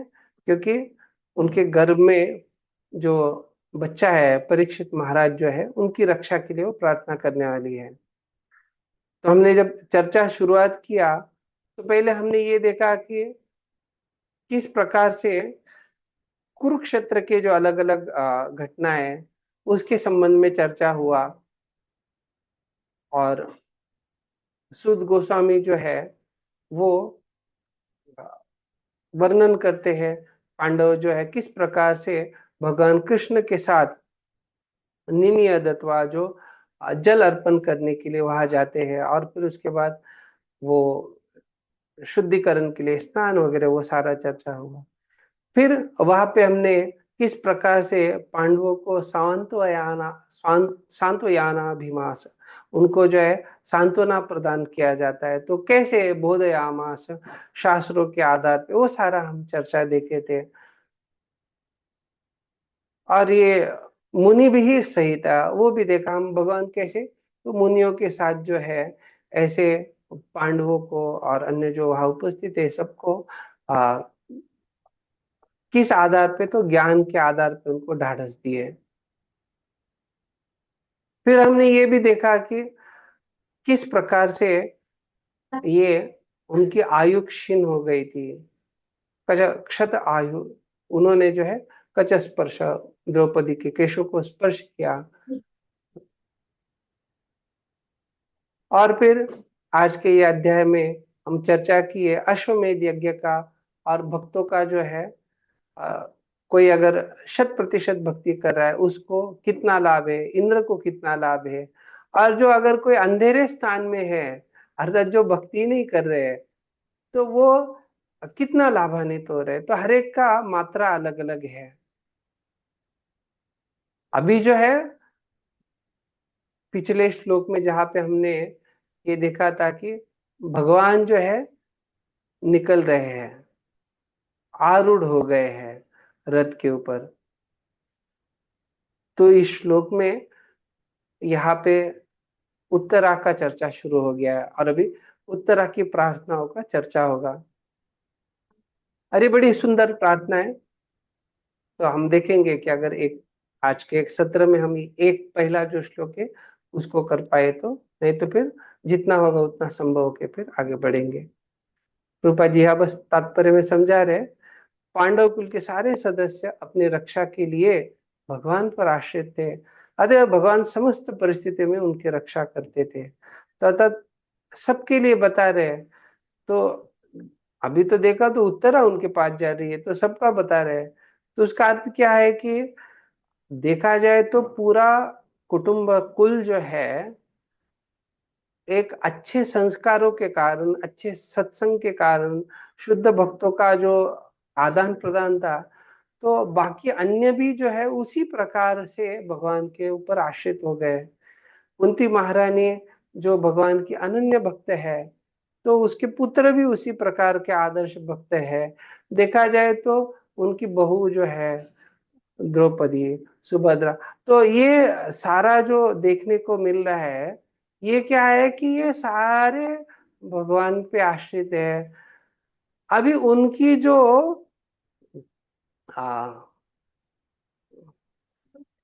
यहाँ पे अभिमन्यु की भार्या, अर्थात जो पुत्र के पुत्र की भार्या, उनको हम कौन सी वधु कह सकते हैं?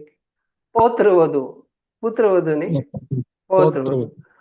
तो वो भी जो है अभी पीढ़ियां अलग है, मतलब एक पीढ़ी दूसरी पीढ़ी, अभी ये तीसरी पीढ़ी वाली है, वो भी भगवान के ऊपर आश्रित है।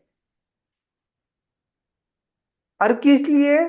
जो कि आगे आने वाला जो बच्चा है उसका रक्षण हो, और वो बच्चा भी भगवान के ऊपर आश्रित है। तो वैसे तो भगवान सबों की रक्षा करते हैं, किंतु जो लोग उन पर पूर्ण रूपेण निर्भर रहते हैं वे उनकी विशेष रखवाली करते हैं। तभी यहाँ पे वही चर्चा आएगा आगे जाके, कैसे भगवान जो है ये उत्तरा के ऊपर, परीक्षित के ऊपर कैसे अपनी कृपा बरसा रहे, कैसे उनका रक्षा कर रहे हैं। तो ये पूर्ण रूप से भगवान के ऊपर निर्भर है। पिता अपने नन्हे पुत्र के प्रति विशेष सतर्क रहता है क्योंकि वह पिता पर पूर्णतः आश्रित होता है। तो प्रभुपाद जी यहाँ जो नन्हे पुत्र के बारे में कह रहे हैं, तो यह अभी तो हमने चर्चा किया ये सब, तो क्या यह नन्हा पुत्र ये परीक्षित के बारे में बोल रहे हैं या क्या इसका क्या संबंध है यहाँ? आप में से कोई बतलाने चाहेंगे?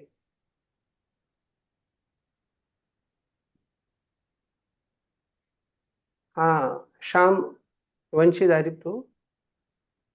प्रभु जी मेरा मतलब इस बारे में तो नहीं बता पाऊंगा, लेकिन मेरा एक खुद का समाधान नहीं हो रहा है सीक्वेंस को लेकर। तो वो पूछूं क्या आपको? किस सीक्वेंस को लेके? प्रभु जी जो पांडवों के पुत्रों का वध करते हैं ये अपने अश्वत्थामा, उसके बाद उनको ढूंढने के लिए जाते हैं पांडव और फिर वो ब्रह्मास्त्र छोड़ते हैं। वो तो युद्ध के दिन होता है। अभी उसके बीच में फिर 3 अश्वमेध देने का भी वर्णन आया है, फिर भगवान द्वार का प्रस्थान हो रहा है और बीच में उत्तरा का आ गया। तो वो सीक्वेंस मुझे क्लियर नहीं हो रहा है कि वो कब घटित हुआ फिर ये जो संपूर्ण क्रिया है, ब्रह्मास्त्र जो आ ठीक रहा है, है उत्तरा के इसके गर्भ बारे से। में अगले कक्षा में हम चर्चा करेंगे। अभी 2-4 मिनट ही बाकी है, तो चलेगा ना आपको? हाँ ठीक है आपका प्रभु, प्रश्न फिर समझ में आया मुझे। अभी जो है ज्यादा समय नहीं, तो हम अगली कक्षा में इसका चर्चा करेंगे। अभी पहला जो है, आप में से कोई ये बता सकते हैं कि यह नन्हा पुत्र क्यों बोला गया है? शायद भक्ति में जो नया नया आया है उसे नन्हा पुत्र कहते होंगे प्रभुपाद जी। नहीं नहीं, जैसे बच्चे होते हैं ना बहुत छोटे, तो वो समर्पित होते हैं बिल्कुल।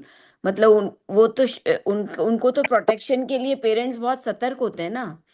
तो वही यहाँ पर वो बता रहे हैं कि जितने हम भगवान के लिए आश्रित होंगे उतने भगवान हमारा प्रोटेक्शन करेंगे। ठीक है, तो ये समर्पण कहना है इधर या क्या सही शब्द है?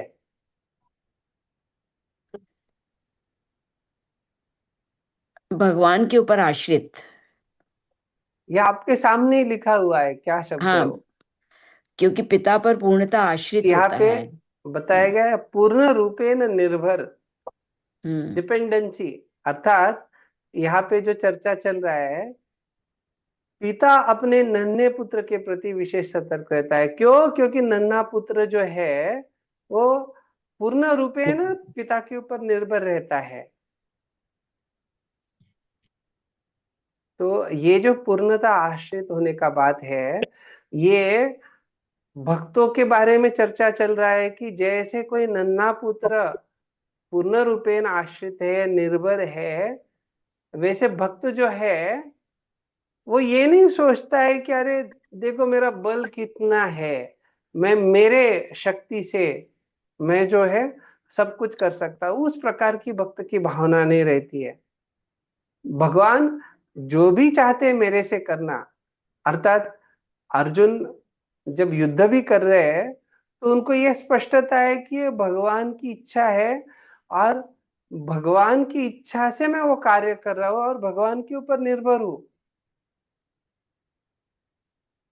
तो कई सारे जो प्रसंग आते हैं वहां पे ये स्पष्टता हो जाती है कि अर्जुन जो है दिखला रहे कि अरे कुछ भी हो जाए। अभी जैसे अभिमन्यु का मृत्यु का प्रसंग है, तो इस प्रकार का प्रतिज्ञा लेना कि मैं जयद्रथ का वध कर दूंगा, और फिर उसके बाद वो खुद सो जाते हैं, लेकिन भगवान सो पाते क्या? तो जैसा नन्हा पुत्र है, वो कुछ उसको कुछ चाहिए वगैरह, तो वो बस वो बोलेगा मुझे ये चाहिए, लेकिन वो खुद अपना क्या है, उसको किसी प्रकार का उसमें हाँ टेंशन नहीं है। मतलब उसको जो है वो क्या होगा पिता देख लेगा। तो अर्जुन भी जो है वो अच्छे से आ, सो रहे, अच्छे से अपना उनका चल रहा है, लेकिन भगवान जो है बड़े सतर्क है। वो पूरा नियोजन कर रहे हैं कि अरे इसने ये प्रतिज्ञा लिया है, इसको मैं पूरा कैसे करवाऊंगा।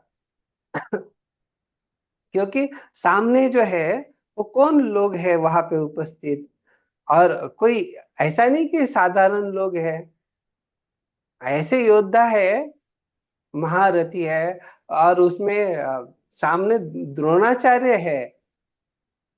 उस समय द्रोणाचार्य, हाँ, उन्होंने ही मदद किया था ये अभिमन्यु के वध के समय। तो चक्रव्यूह। हाँ, तो ऐसे अलग अलग लोग वहां उपस्थित थे, द्रोणाचार्य, कर्ण, और जो भी है दुर्योधन वगैरह। तो ये सारे बड़े शक्तिशाली थे। और एक जगह से आखिरी में जो बनाया गया था व्यूह, उसमें निडल फॉर्मेशन, अर्थात जो सुई के जैसा सीधा जो है, आखिरी में उसको रखा गया है जयद्रथ को। इतना लंबा मीलों तक जाना है, मीलों तक, कोई आसान थोड़ी बात है। इन सारे योद्धाओं को पार करके, अलग अलग श्रेणी के, कोई हाथियों के ऊपर है, कोई घुड़सवार है, कोई रथों के, अलग अलग प्रकार के सारे, इनको सबको पार करके जाना है। तो किसको समस्या हो गया? पिता को टेंशन हो गया। पुत्र जो है वो नन्हा पुत्र, वो उसको कुछ टेंशन नहीं है। तो ऐसे कई सारे प्रसंग है। बात ये है कि वो पिता पर पूर्णतः आश्रित रहता है। तो वो कौन है? वो भगवान का शुद्ध भक्त है। और उसी प्रकार से यहाँ पे जो है, ये उत्तरा भी भगवान के ऊपर पूर्णतः आश्रित है, और अन्य सारे जो ये कुल के सदस्य है वो भगवान के ऊपर पूर्णतः आश्रित है। ठीक है, आज के सत्र के बारे में कुछ प्रश्न है क्या? ये क्रम के बारे में जो है मैं अगले सत्र में बताऊंगा।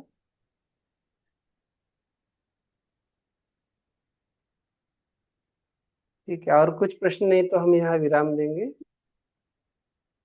ये आगे का जो चर्चा है वो बड़ा सुंदर है, और बड़े महत्वपूर्ण भी सुंदर श्लोक है, उसका चर्चा करेंगे हम अगले सत्र। श्रील प्रभुपाद की जय। श्रीमद् भागवतम की जय। वांछा कल्पतरुभ्यश्च कृपा सिन्धुभ्यो च पतितानां पावनेभ्यो वैष्णवेभ्यो नमो नमः। अनंत कोटि वैष्णव वृंद की जय। श्रील प्रभुपाद की जय। निताय गौर प्रेमानंदे हरि हरि हरि बोल। सभी भक्तों को बहुत बहुत धन्यवाद। हरे हरे कृष्णा। दंडवत प्रणाम प्रभु जी।